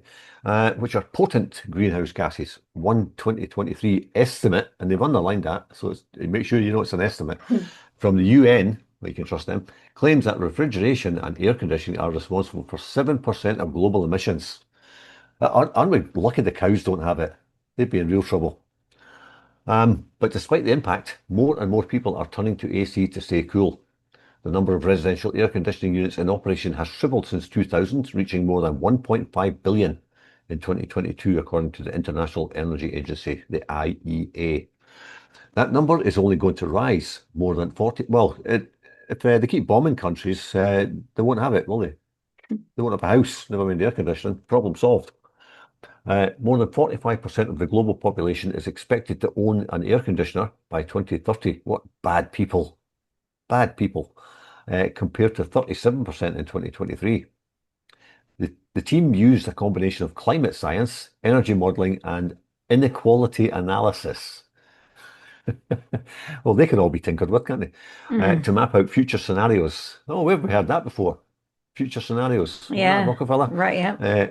Ranging from strong climate action to high emissions. The researchers estimated again, it's just guesswork, how much cooling people will need as temperatures rise. So they have to guess at what the temperature is going to be, and then they have to guess how much people want to use the cooling. How can they possibly do that? Well, here they tell you we're taking into consideration factors such as humidity and population. So they've got this down to a science. But what they're not including is whether you're actually in the building or not. Right? Because if I go out for like 4 or 5 hours, and if we all go out and there's nobody in the house, the cooling going off. Yes. Or the heating, whichever it may be. It doesn't take long to warm up or cool down when you get back. Then they put those estimates into a global energy economy model to predict how many air conditioners people will buy, how much electricity will be used, and how much greenhouse gas emissions the devices will produce. So you can see the air conditioner manufacturers getting a hold of this study and go, wow, we're in for boom times, guys. Let's start another factory. They should have used AI for this. Why are they using models? They then ran the model under the 5 shared socioeconomic pathways, SSPs, widely used climate modeling pathways that chart out how societal choices, why didn't we should have an acronym, SC, societal choices, will affect greenhouse gas emissions, GGEs. GGE. The study is a reminder that air conditioning, AC, is not the solution to rising temperatures. RT. Yeah, hold on. It's a reminder that air conditioning is not the solution to rising temperatures. Well, that's why you use it. And that low-income countries cannot be left behind when it comes to keeping cool in a warming world. So what they're going to do, they're going to ration the West, right? And equality, they'll make sure Africans and Indians can stay cool, and Floridians are just to die. That's it. The researchers stressed the importance of transitioning away from traditional refrigerants, decarbonising power grids, and prioritising other adaptive measures. You know what? I'm going to have to go out and sit under a windmill to stay cool. Yeah, what I did see, I think it was last year, the year before, there was a field full of cattle, not far from here, and you know the telegraph poles or the power poles, the wooden ones, the big thick old wooden ones, go along the side of the road, and there was a line of cows or cattle in a direct line with every shadow that the telegraph poles cast. So that the shadow of the pole was right up the backs and their heads, and they all stood in a line like that. Eh? Those dumb brutes don't know what they're doing, right? Um, the researchers stressed the importance of transitioning away from traditional and prioritizing other adaptive measures. Like I say, I'll sit under a windmill somewhere. Well, you Like, know what? They're worried about the developing countries and the poorer countries, but all you have to do is look to India, maybe still now, but certainly under British rule, they had I think they were called punkawala. Punkawallas with the big leaves Yes. fanning them. Yeah, that's what they need. Yeah. So the Yeah. punkawala is the servant who pulls this string that's connected to the ceiling fan, the punka. Yeah, And you know what? They could go and rent a human. I bet they'd make a lot of money in that's India. it. Yeah, that's Yeah, it. rent a punkawalla. Rent a punkawala, yeah. And people will need to learn to change their behaviors. There we go. Avoiding using AC during peak hours. Well, that's when it's hottest, right? And turning the air conditioning down. Oh, yeah, okay, we'll just fry, right? As global temperatures rise, we risk being locked into an arms race where defending ourselves against extreme heat is causing the issue to get worse. Yuli Shan, professor at the University of Birmingham, he sounds like a guy from Birmingham, who studies climate change and sustainable transitions, said the world must transition quickly to cleaner, more efficient cooling technologies while ensuring fair access to cooling, especially for vulnerable populations. Well, everybody's vulnerable if it's 140 degrees outside. What are they talking about? Yeah, sustainable. See, they don't give you a solution here. They don't mention any alternative other than turning it off. That's your alternative. Cool or fry. That's There's, it. there's Yeah, your choice. that's it. So, yeah. Or freeze. Like, if you can't turn it on to keep cool, they're not going to allow you to turn it on to keep warm either. So there you go. I had to look up old Yuli Shan. Ah, Went to school in Nanjing. in China. Yeah, yeah, Oh, Chinese man. He's a okay. contributing author of the IPCC Ah, 6. well, Yeah, yeah, you know yeah. he's honest. Yeah. Yeah, you know he's honest. Yeah. Yep. He wouldn't fake anything. Nope. No. And is he even a climate scientist? I wonder. Does it Well, say there? he's a professor in sustainability. So Right. Well, that doesn't he's mean a he's a scientist. BS I am. scientist. That is BS, all right. Yeah. His research focuses on greenhouse gas emissions accounts, climate change economics, more BS, and sustainable development, more BS. So he's got like He's a BS BSer. pile. Yep. Yeah. But hey, Florida. HB 945, Okay. Statewide Counterintelligence and Counterterrorism Unit. Uh, so DeSantis is setting up this thing for anybody who dissents basically against the agenda. And they're going to scour your social media, your emails, your telephones, everything, without a warrant. Ain't that great? There's a free state for you. Well, yeah, And well, I'm glad somebody's keeping us keep safe. us safe, yeah. Yeah, I'm not going to even read what this is about, but that's Yeah, basically what it's about. It's about yeah, spying on the yeah, public. yep. Anybody can read the bill if they want to. If they want to waste a bit. But here's a strange. Here, talking about climate, right? This is the Daily Express. Chris Packham admits morbid fascination with stepdaughter's cause of death. Now, I think it was Paul that sent me this. Um, Angry North. Hmm. And I wrote back to him and says, I think he seems to have a morbid fascination with his stepdaughter. Full stop. Um, but Packham has it. He did a movie. I don't know, a greenwashed. He's all for Mm. the back. Hmm. Oh, my daughter's going to die because of climate disaster. Right. Chris Packham has admitted he has a morbid fascination with how his stepdaughter will die. Who has a morbid fascination with how their children are going to die? What Bizarre. what kind of sick mind is this? Okay, so The yeah, the carry on. naturalist, 64, told how he fears zoologist Megan McCubbin, 31, could lose her life to a climate disaster. Well, you know what? She's probably going to be told to turn her AC off in the summer and she's going to fry in her house. Maybe that's Mm. it. Speaking in a Dune documentary, no, it's an advert for Greenwash, right? He Hmm. said, I have a morbid fascination of wanting to know how my stepdaughter will die. And it's motivated by the fear that I have for her being able to live a long, healthy, and happy life. And Okay, what wait a minute. underlies Read that sentence. It's motivated by the fear that I have for her for her being being able able, to live yeah, a long, no, healthy. So, yeah, yeah, it's not like she's being killed in a climate disaster. She might yeah. just die young, Well, right? no, he fears that she'll be able to live a long, Ah, healthy, and yeah, happy yeah, yeah, life. yeah. That. Because she's going to breathe all the way to her 70s. My God, we can't have that. We need to bring on a climate disaster that'll kill her. Mm. Yeah, and what underlines that fear is, I think, he thinks, so it must be true, it's highly unlikely that she will be able to. Why? I think that she, in her lifetime, will see enormous difficulties, perhaps insurmountable difficulties. Will she starve? Will she drown in a flood? Will Well, she if be they keep doing incinerated in a cloud forest fire? seeding, if they keep Yeah, doing cloud seeding, and and cutting oh, off the food supply, and yeah, and or incinerated in a forest fire. well, directed energy weapon. Well, they're saying that the Florida Keys is now suffering the worst drought for 80 years or something.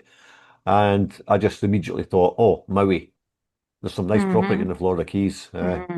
What a Mm-hmm. great time to have a forest fire. Mm-hmm. Uh, will she be killed in a conflict because people are moving from one part of the world to another? What, like illegal immigrants? Hmm. You know, all of those are potential eventualities, maybe for me, let alone for her. And that's it. That's the end of his morbid fascination. It only But lasted three paragraphs. he's there he is on the sofa. There's a couple more there below the picture of him. He's on a sofa with his kind of khaki Oh, continue pants. reading. Yeah. Yeah, he's got Yeah, yeah. his fatigue. He's got army fatigue shirt and army fatigue tennis shoes. But I want to tell him that if he's, so he's wearing camouflage and he's drinking from a white cup and saucer, and his Mm. tennis shoes have the ridiculous like 3 inches of white foam on it. So if you That's it. really That's to want, make him look, he wants to be taller. yeah, And that's why the first program he's got himself propped up on his stepdaughter. if you really want to blend in with the environment, you're going to have to get rid of the white cup and saucer. Yeah, yeah. And the nice leather Chesterfield, you notice. Yes, yeah, That didn't come from IKEA. I know. That's real leather, that one. Mm, Uh, and he's got this funny backdrop. I don't know what that is, but anyway, looks like it's staged. it does totally. I don't see. No. Oh, okay. It goes on. Hmm. Uh, Okay. Chris used the film. It's Chris now. He's a nice guy. Uh, he's one of us. Used the film to warn that overpopulation. There we go. There's a real excuse of the planet is the elephant in the room. If you had an elephant in your room, it would be overpopulated. But there you go. when it comes to environmental destruction. I'm sure the elephant would do a good job of that as well. Mm. She told how conversation on the issue, he told how conversation on the issue has in, they missed the T off there, must have cut and pasted that, evolved into the public domain since the 2020 release of the film 7.7 billion and counting. Well, there's been people doing number crunching on global population and coming up with vastly smaller numbers than they tell us, just going by the country's own census that they've taken Mhm. over the years. Particularly China. People are saying that there's not even a billion people in China, according to their own records. So I'm assuming India's probably the same, but who knows? Are there really? Remember, Bill Gates said it was going to be 9 billion. Mhm. Now they're saying 7.7 billion and counting. That seems to be a smaller figure than before because they told us it was 8. I remember. Well, Alan's contention is that this is just a lie. That Hmm. we would have no way of knowing. There's no way of verifying. And what you No. do, they crowd you into a city, and then of Mhm. course you look around and go, "Yeah, hey, we're full Yeah, of it's people. busy. It's busy Yeah, here. yeah." All these people are using AC. I My mean, I gosh. don't remember now the population of Canada, but it's quite Well, low. it's sparse. I think It's very it's only 6 or 7 million, isn't it? Yeah, Something like yeah. that. I It's think it's very something is. like Well, it's it's around the very same as low. Scotland. It's Hmm. around the same as Scotland, I think. Yeah. So there's plenty of room. Even the United States, which has a huge population, also has a Hmm. huge land mass, Hmm. and much of it is It's agriculture completely, yeah, or or not used at all. uninhabited, yeah, not used. Yeah. I mean, anybody who's flown an airplane can see the amount of land that's empty. Hmm. You go across Europe. Okay, you'll see the lights in the cities and stuff, but there's vast swathes of it set aside as agriculture or just not used at all. And the same as America. I mean, that's all it takes. Just take a flight somewhere. And you'll see how empty the world really is. You know, as you say, if you But put all those people back out into the countryside, or I mean, it- not being racist or anything, but if you took all the immigrants out that have come here at the invitation of all these countries to the West, or not, in as many cases, illegal ones, the cities would be half empty, or there'd be a lot of space to move around. Put it that way. Anybody who's been to London. Uh, most of the faces you'll see there are foreigners, mhm, So yeah, you have to wonder how many actual, people, you know, I don't want to say indigenous because that means you've been conquered, but anyway, indigenous peoples are actually there. They never do that census, do they? mm-mm. How many of you were here for generations? Let's do it that way and see how many people are here that are making it look like it's busy. But Mhm. anyway. It's definitely the elephant in the room when it comes to the environmental concerns that we discuss, because ultimately, and it's no more complex than this, we've got a finite resource. Right, okay. We've got one planet, and there is only so much we can take out of the ground, out of the sea, out of the atmosphere. Well, they're putting a lot of stuff into the atmosphere, so there seems to be plenty to take out. Ultimately, every person on the planet was plant-based, not using fossil fuels. I mean, just a perfect organism, then there would still be a limit because essentially, in order to live and breathe and grow, we have to consume. Well, this guy's a genius. We've got to eat, right? We are consumers, and as a consequence of that, I just think that the reality check hasn't hit home. Well, why doesn't he focus more on the stuff that people don't actually need, like 80-inch television sets and stuff like that? That's absolutely useless when it comes to, anything beneficial to you. Mhm. Why don't we use those resources to build new technologies if that's what he really wants, that are efficient and everybody can have cooling equipment when they want it, virtually for free. I'm sure they could do that now. But it's always about people. It's your fault, dummy. You know, Never mind the multi-million dollar corporations are pumping out all this stuff, all the poisonous pharmaceuticals and all that stuff. It's Yeah. funny. When we went away for a few days, like we do every year in like February, March, and went to Newport Richie, which is just up from Tarpon Springs, where we went fishing, and I caught a big grouper. But anyway, uh, the ads, we were watching something on the TV just in the evening, some series, can't even remember what it was. But the ads were all pharma ads, and they're all different drugs than the ads we get where we live Mm. on the same platform, right? And one of them was it was called I think it was called uh, Yes to Go. That was the name of it, right? YEZTUGO, I think it was called. And it was to prevent you getting HIV, apparently, right? And it made no logical sense whatsoever. You had to be HIV negative to start taking it and remain HIV negative with multiple tests every so often to make sure you were HIV negative. Uh, but this drug was to prevent you getting HIV. Like, how would you know if it was working? You were negative to start with. But it was called Yes to Go, and it was showing you, oh, it's for your morning this, and it was all sexual connotations, right? And it was basically yes to go, right? You're good to go. You can be promiscuous, no problem at all. This thing will stop you getting HIV, Ah, And but as I say, like you had to be negative to take it. So how did they know it's working? yeah. Anyway, that was a side issue. But anyway, so we've got one planet and there's only so much we can take out of the ground, blah, blah, blah. Ultimately, if every person on the planet was plant-based, not using fossil fuels, I mean, just a perfect organism. It sounded like the movie Alien, they're searching for the perfect organism that could kill people. Then there would still be a limit because essentially not to live and breathe, we have to consume. We have to eat and drink, right? We are consumers. And as a consequence of that, the reality check just hasn't hit home. So I guess we have to start wars all over the world to reduce the population and create all that environmental damage and pollution and all that stuff. I don't see them talking about that here either. Whilst we have all the other problem-solving issues coming to the fore, and we talk about fossil fuels and we talk about plant-based diets and we talk about changing things within our own lives, we still got to have this conversation ultimately about how many people can the planet support. And that doesn't obviously, I state the bleeding obvious, but that doesn't mean that we're going to take choices away from people. You can't have AC today, right? Whether you want it or not. It doesn't mean that we're going to harm people. We're going to start a war with you just because, hey, we want to, and we want to steal your oil. But we're not going to harm you. Tell that to the 200 school children. What it means is that we can understand how we need to modify our populations passively. Remember, what was that guy's name?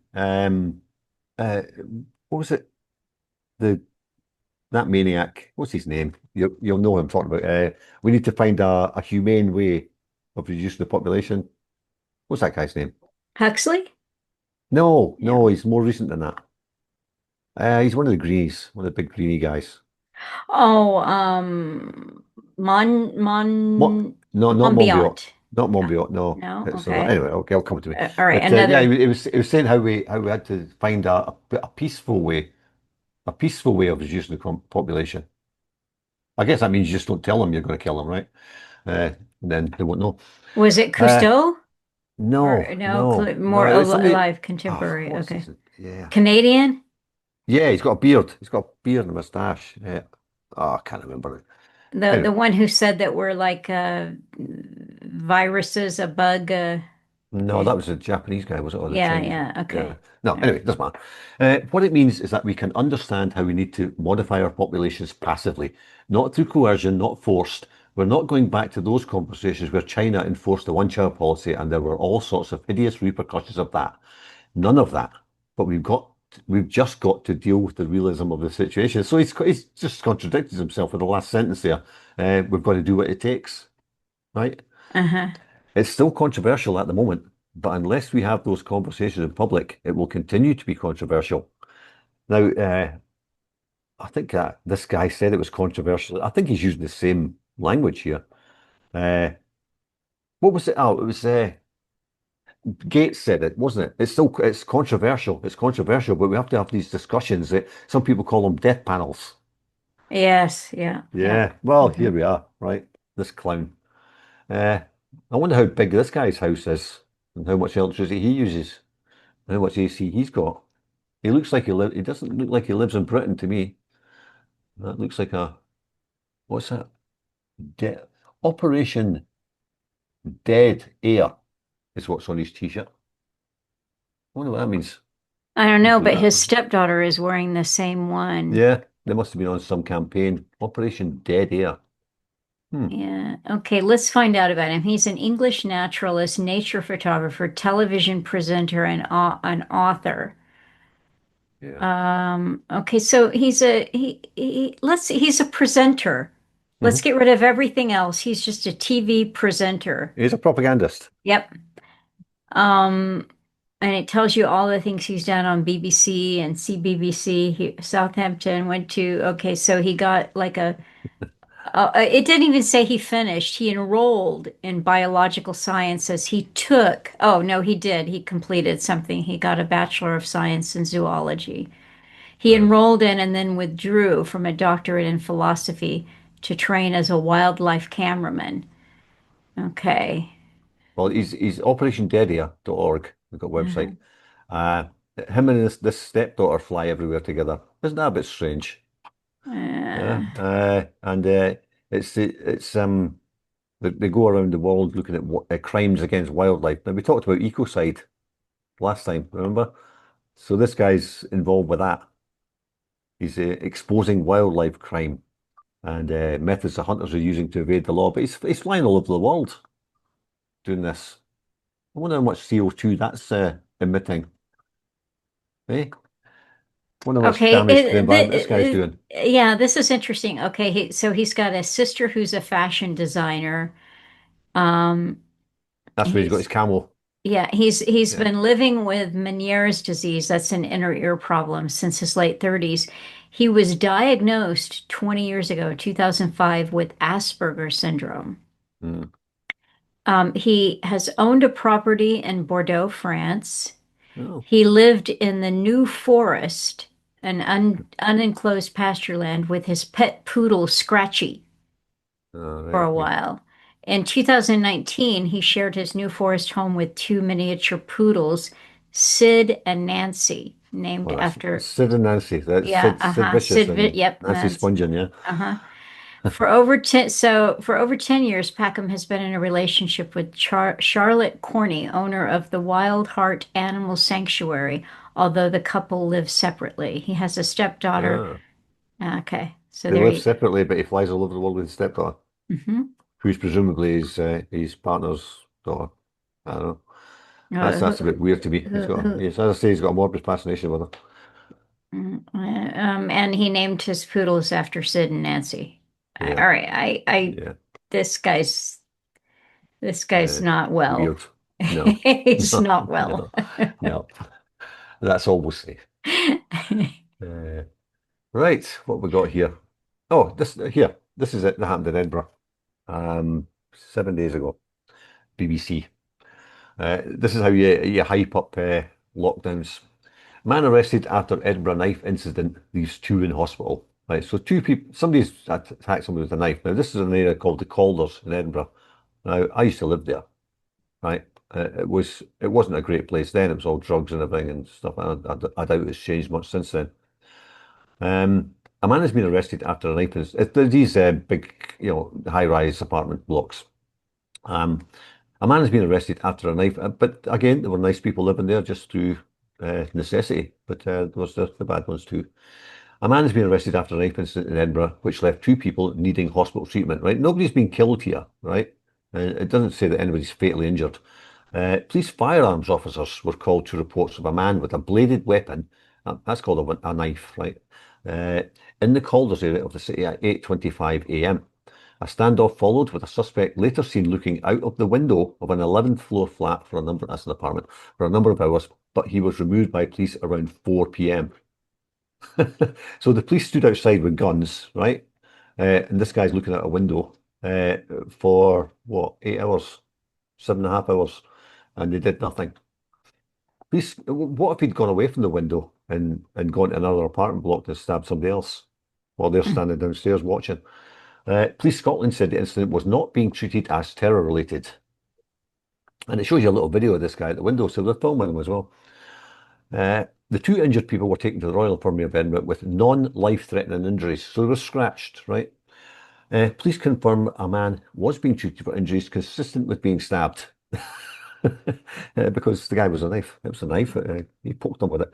While a woman was being treated for a cut to her head, not believed to be caused by a bladed weapon. So one person was attacked with a knife. Chief Inspector Scott Kennedy said, "I'd like to thank the public for their assistance and patience while we dealt with this incident. I understand what happened was alarming for the local community, and I want to reassure the public there is no ongoing wider risk. The suspect was removed from the building via a back door to avoid a crowd that had gathered out front." Footage which has been circulating on social media shows a man walking in the area holding two large knives, as well as a shop which had been damaged. Asif Hussain, who owns the convenience store, told BBC Scotland News that one of his workers hit a panic button when a man carrying two knives entered the shop. He said, "All praises to God, he's got away from him." What? All praises to God, he's got away from him. Ran, screamed that there's a knife man in the shop. Everybody get in the back. If I heard somebody shouting that, I'd go, what the hell are they talking about? But anyway, our procedure is that if there's anything like that happening, get in the back of the shop and barricade yourself in the office. As I say, this was a rough area when I was there. That's when I was in my teens, right? And this is the kind of stuff they had to do then. They've got like all the shops have got these big metal doors to shut up at night, stuff like that. You know you can't defend yourself if the person's got two knives. There's nothing much you can do. Well, if you were armed, you could do something, right? But you're not allowed to do that. You're not allowed to defend yourself.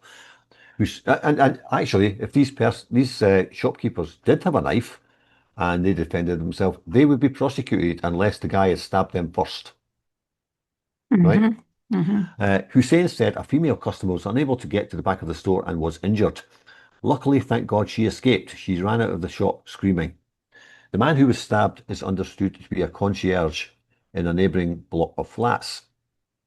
So she must have banged her head on the way out or something, because she wasn't stabbed.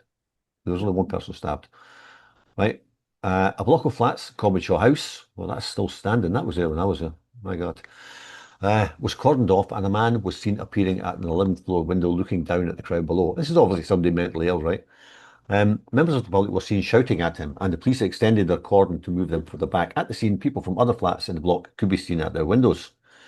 Cobbitshaw House is one of three multi-storey blocks of flats in the Calder's area between Sighthill and Wester Hales in the west of the city. I used to live in Sighthill as well, but that was a nicer area. There used to be a lot more of these blocks, and they must have demolished a lot of them. These blocks were built in the 1960s as part of the late Calder Park development, with the bulk of the housing owned by the council, and they put every homeless person and vagrant in there they could find. That's what they did. The 13-storey buildings contain 408 homes. Cobbitshaw House, Dunshire House and Medwin House are all due to be renovated as part of Edinburgh multi-storey improvement programme, which began in 2023 when they need to be demolished. And here's where it gets interesting. City of Edinburgh Council confirmed all schools and council buildings in the Calder's area were on lockdown during the incident, while Lothian buses diverted its number 20 service. The guys at the window in a block of flats, and they closed all the schools. They know what the guy is. The leader of Edinburgh City Council, Jane Meagher, said, "Moments like this remind us of the need to stand together and the importance of community spirit and tolerance." Tolerance? What are they talking about? The guy's trying to stab you. I ain't going to be very tolerant. Everyone has the right to feel safe in their home, at work, on their street and in their neighbourhood. Edinburgh is a proud, welcoming and diverse city. Our biggest strength lies in those who live here. People from all walks of life, cultures and backgrounds, and we all have a part to play in making sure it stays that way. They don't mention they're all poor, right? The Scottish Ambulance Service sent three ambulances, 3 paramedic response units and a special operations response team to the scene when the guy was in the window and they knew where he was, right? Why do they need 3 ambulances for 2 injuries? Why do they need an emergency armed response unit when they can see the guy at the window? Why was there not a police officer on that floor outside the door? They didn't want to put the police officer. They didn't want to put the police officer in jeopardy. But they've got stab vests. They've got stab vests and guns. Yeah. They must be pretty wimpy police officers. Mind you, the guy had 2 knives. He had 2 knives, so they might need 2 police officers armed to the teeth with tasers as well. But no, they didn't have anybody at the, well, they don't tell you they did, so I'm assuming they didn't. They didn't have anybody at the door. Now, when you go up in these block of flats, you'll go up and the lift will take you up if it's working and not being vandalized. And you'll go through one door and there'll be a little kind of lobby area, and there'll be, as far as I remember, 3 or 4 apartment doors off of them. They're tiny. So all they'd have to do, they wouldn't have to go into the lobby area, although that'd be better if they did because it'd stop them going into another block of another flat. They go in there and stand there just waiting on them coming out. Mm-hmm. And they wouldn't have to close the schools, divert the buses, anything. Why did they divert the buses? You think the guy's going to jump out an 11-story window and show his bus pass and get on the bus? It's nuts. But this is overreaction, total overreaction to something which probably locals could have dealt with themselves if they were allowed to. If they had any testosterone left. But There's a yeah, lot. and they show you a picture. I mean, it says a man was arrested by officers at a block of flats because of it. Now, whether this is actual footage or not, I don't know. But they look like your American SWAT team. There's 4 of them here. Automatic machine guns strapped to them. It's madness. But there's your acclimatization. Right? This is what you're going to get when you call the cops from now on. Mm-hmm. As I say, absolute madness. But there you go. We're back to climate change again. Have we got time? We've been 2 hours now. Yeah, I saw that one too. I was going to actually say, hey, we missed a climate change one here. Yeah. Lobbyists send legal threats. Is this the one? Yes, To councils yes. over anti-wood burner campaigns. Now, they don't want you staying cool in the summer and they don't want you staying warm in the winter. My. And according to Chris Packham, there's just too many of you. That's the elephant in the room. Yeah. Cold plus heat equals population reduction. Yeah. It's a simple formula. At least 8 councils receive legal threats alleging flyers criticising wood burners are in breach of advertising codes. With the wood burners exercising their free speech or something. Yeah. Lobbyists for the UK wood burning stove industry, there's not an acronym for that, but we could make one up, have threatened councils with legal action over public information campaigns warning of the harms of air pollution. Well, they've just admitted in the previous articles we've we've read out that they're causing it. They're causing it, and then they're bringing it all down to earth with rain. At least 8 councils have received legal threats, according to research by the British Medical Journal. The Stove Industry Wait, the BMJ. Well, the BMJ, sorry, and the Stove Industry Association, the SIA, which represents the UK's expanding. I wonder if you come up with something else and it's got the same acronym. Like you go, I can't use that. I need to add a word here and put another letter in. Anyway, it's probably like your license plate. You've got to go through all the acronyms in the world and find out if there's one to fit you. Which represents the UK's expanding industry around the burning of wood in domestic settings, wrote to the councils, all London boroughs, in late 2023, complaining that flyers stating wood burners were careless, not cosy, were in breach of UK advertising codes. See, I think the Wood Burner Association should be take the wood burners case here and saying that's what do you call it, slander. Mm-hmm. You've been called careless and not cosy. And in the advertising it says they're very cosy. The BMJ, which sent requests under the Freedom of Information Act to the 50 councils with the highest concentration of wood burners, the organised wood burners obviously, also found that 2 other councils had come in for criticism. Oxford City Council, that's the ones trying to bring in the 15-minute cities. The 15-minute city thing, received a complaint from the SIA in December 2022 about a public health campaign, but that approach stopped short of legal threats. Brighton and Hove was subject to a complaint by A further 7 councils were lobbied by the SIA over wood burning, with some material including claims that wood burning, which produces carcinogenic byproducts that harm human health, well, the stuff they're spraying in the sky does the same thing, but that's a good thing, right? Mm-hmm. Provided health and well-being benefits, including lowering blood pressure. Well, it also keeps you warm when it's -20 outside, right? And stops you dying. Jemima Hartshorn, founder and director of the pressure group Mums for Lungs, MFL, said she was shocked by the findings of the investigation. She was shocked. This Yes. is straight from the playbook of tobacco, she told The Guardian. The evidence could not be clearer. Burning in your home increases toxic air pollution for you and your neighbours, from cardiac and lung issues to cancer and dementia. Well, don't worry, Maid will sort that out. More than 700 illnesses are now linked to air pollution. And non-essential, here we go again, non-essential wood burning. Well, if it's minus 20 degrees outside, it's pretty essential. You've got your stove going. Is a huge contributor to toxic particle pollution. But you know And now what? we, The acronym for non-essential wood burning is you actually don't spell out each letter. You just say it. It's a noob. a noob, yeah, yeah, a newbie. And now we read that the industry body is talking the health is talking the health evidence down in order to stop public bodies from informing the public of health dangers. Oh Uh, dear. like Alice said, life's a risk, right? Uh, you know, how did we get here from the cavemen, right? How did we get here from the cavemen without burning wood? This must be stopped. And I hope government will finally wake up and put our health first. When has that ever happened in the past? Mm. They really care about our health, right? Mhm. Safe and effective. Ensure that everyone stays warm in their homes without being polluted or polluting their neighbours. Well, how are they going to do that? They can't use their AC. What methods are they going to be allowed to use to keep warm? Electricity, I guess. That's it. That's all you're going to get. Well, what produces the electricity? Eh? Coal and gas.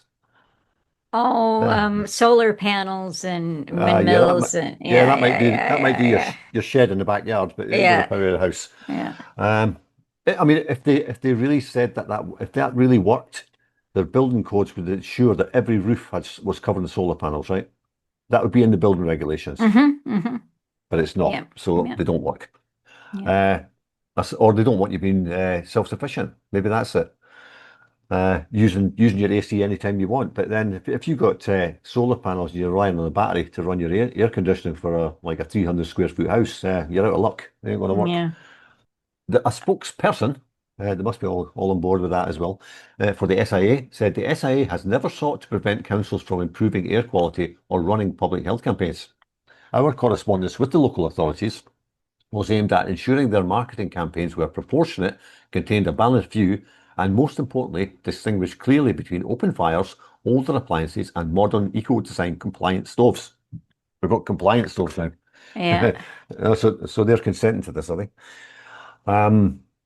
Well, uh, as you know, what happened to informed consent, right? That's what we're talking about here. You know, if the guy in the store with the stove says, you know, you got to be a bit careful with this. Don't, you know, try not to open it when it's burning as often as possible. Don't open it when you first light it because it will be smoky. Once it's lit, there is no smoke, right? You won't get any smoke in your house. And that's the way these things work. I know because I had them in Bulgaria and they work very well. But if you light it, use a bit of coal or wood or whatever, you'll get all that smoke will start. But obviously, it's not coming at your house; it's going up the chimney. And then once the stuff's fully lit, you don't get any smoke at all. You know, particularly with clean fuel, as they call it. Yeah. But you don't get any smoke. So when you open it to put another piece of wood in, you're not getting a big waft of smoke coming at your house. No. It's still going up the chimney. Yeah. You don't, well, having said that, you don't just jerk the door open like as quick as you can, you know, because you will pull something out, you'll pull ash out. But, you know, just you open the door, put another log in, that's it, job done. 2 second job. You're Well, not and suddenly going to the keel over with thing of lung it cancer. is that anybody that's worked a wood burning stove knows that when it's going, you It's don't, efficient. it's very efficient and you don't, you've got fire. You don't have great quantities of, smoke and soot. You've got, Well, and you don't have huge quantities of fire either. Once that cast iron's heated up, it's heated yeah, up. You know, I yeah. used to in Bulgaria, as I say, it was like minus 20, minus 30 outside. Once that was lit, I was walking about in t-shirt and shorts. And there's no real way of regulating it. I mean, It's hot, it's hot. That's it. this is just so, talk about fear porn. I mean, their study shows that it's a wide range of human illnesses caused by this soot, from miscarriage to dementia, heart disease, and respiratory problems. They Nothing found else causes that, of course. Nothing else. no, No. research found that wood burning was associated with 2,500 deaths a year. Are you kidding me? Is that And worldwide? that's in the UK.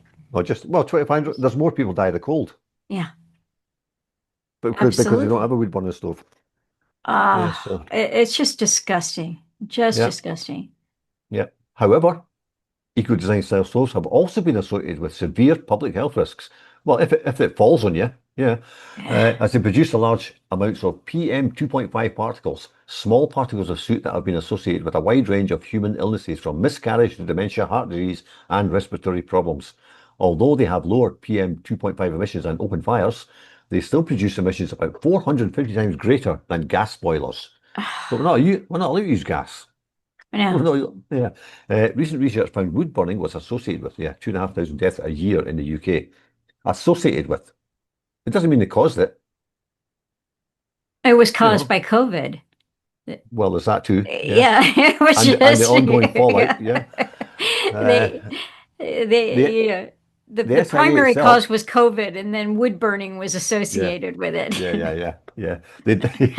Yeah. I wonder if there's a PCR test for that. Stick it. Wood burning. Yeah. There's some ash up your nose. No, I'm just a cocaine addict. No. It's wood burning. Uh, the SIA itself has been found in breach of advertising codes as the ASA. It doesn't tell you who they are. Who are they? Anyway, never mind. Ruled last November that ads claiming stoves had very low emissions were misleading. It doesn't say how. I mean, very low compared to what? Advertising Standards Agency. I had to look it up. Okay, right. Domestic burning. Sounds like they're putting a witch out the back garden.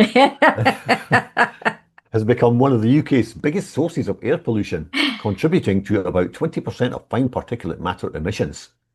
About 1 in 10 UK households now has a wood-burning stove after years of promotion of burning by interior designers and fashion brands. Well, the Climate Change Brigade were advertising them as well. Say, get this efficient thing. You don't have an open fire. It's very inefficient. Get a wood-burning stove. Although some are installed in homes in rural areas where other forms of heating are less available, you don't say, and where the damage to neighbours is less, damage. Oh, they've all got one, so what do they care? An increasing number are in densely populated urban settings where they are usually a supplement to existing gas boilers.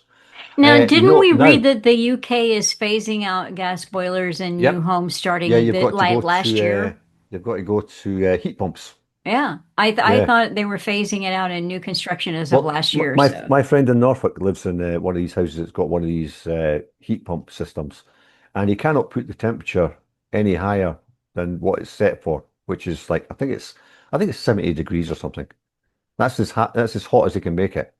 And it gets maintained by the people that own the housing development, and it was a Polish guy came out to maintain it. And he said to him, he says, "Is there any way around this setting thing? Can you make it a bit higher?" He says, no, we're not allowed to. And he said to him, if we had this in Poland, half our people would be dead in the winter. mm, mm, Well, it's getting colder, right? So hmm good luck with that. Uh, hmm so, um, and this thing, they're usually used to supplement existing gas boilers. That's nonsense, because when I was in Ireland, I had a wood burning stove with a back boiler, which heated all the hot water. hmm So it's very efficient. You got your hot water heating, and I mean, you had so much hot water you had to run it off at times because of the pressure in the tank, because it doesn't stop heating up. hmm You know, so you've got your hot water, you've got your heat, uh, perfectly efficient. And we burn peat, which is pretty smoky stuff, but not if you burn it right.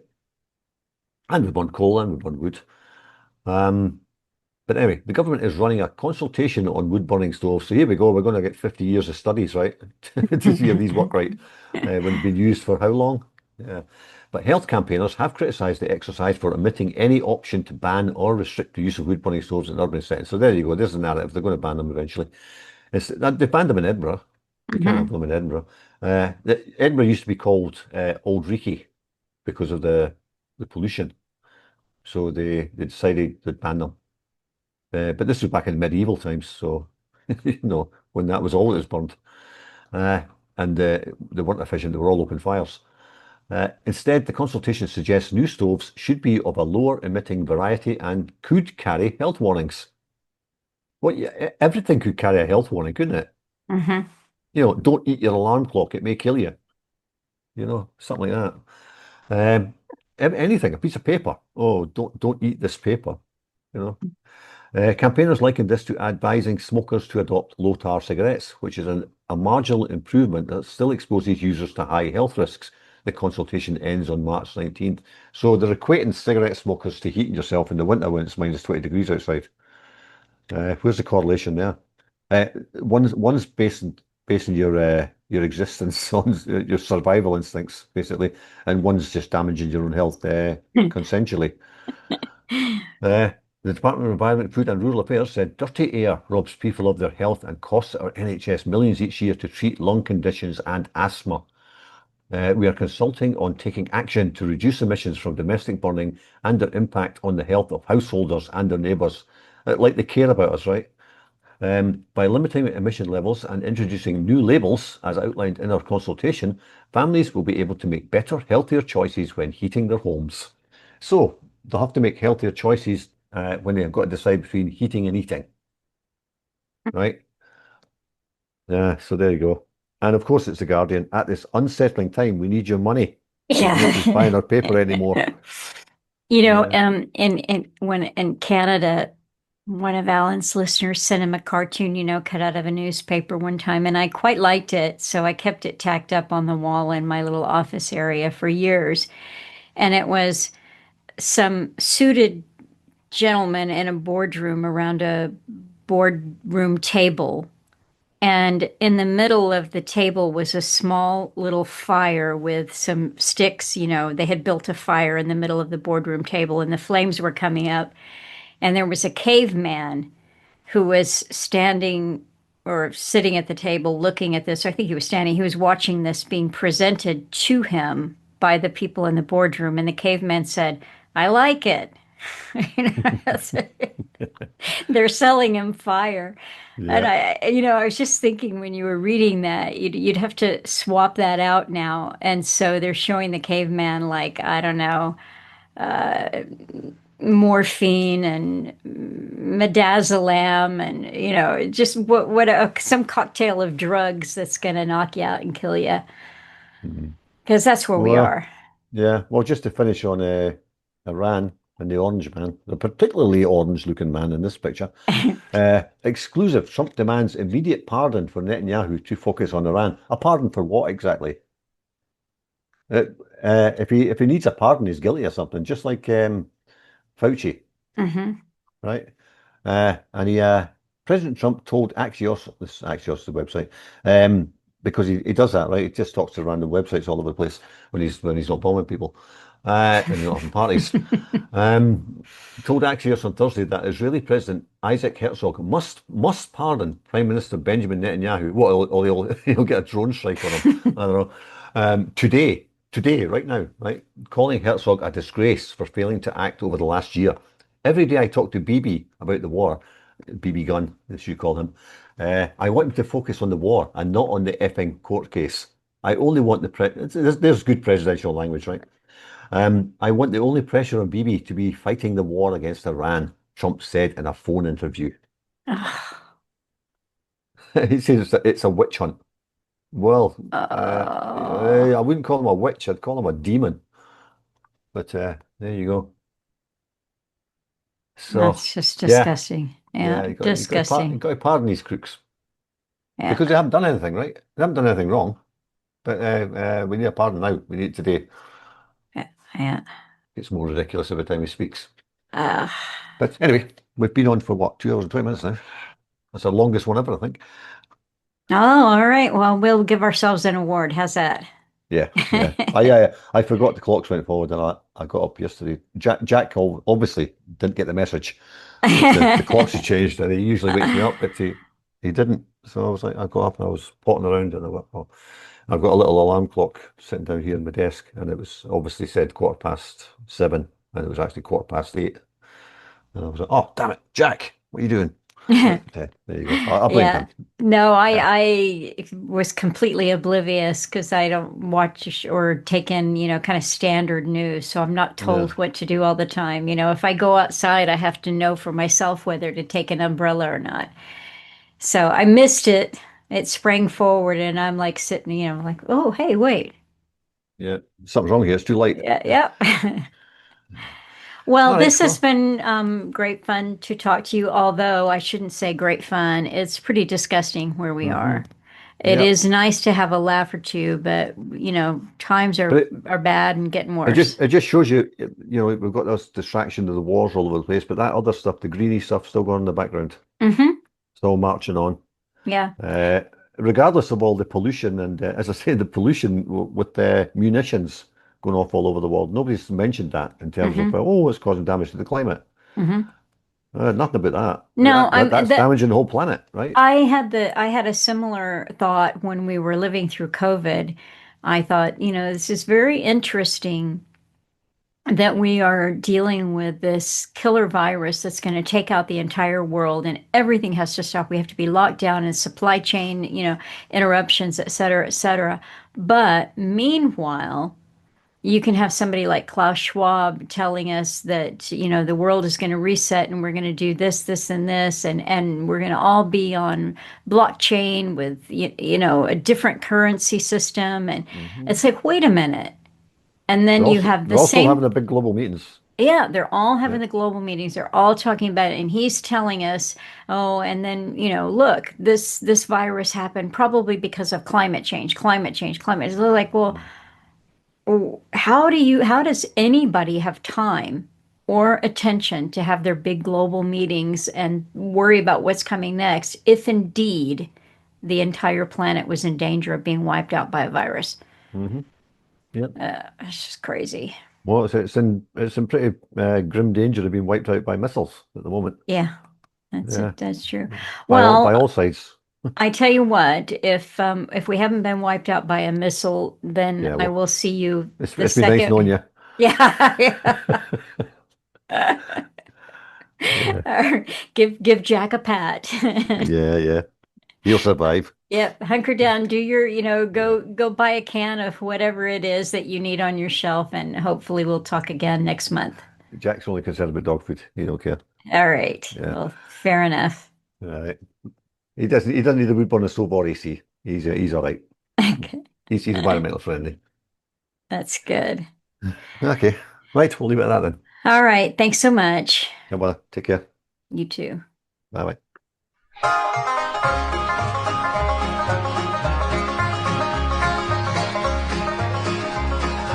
Well, I've got something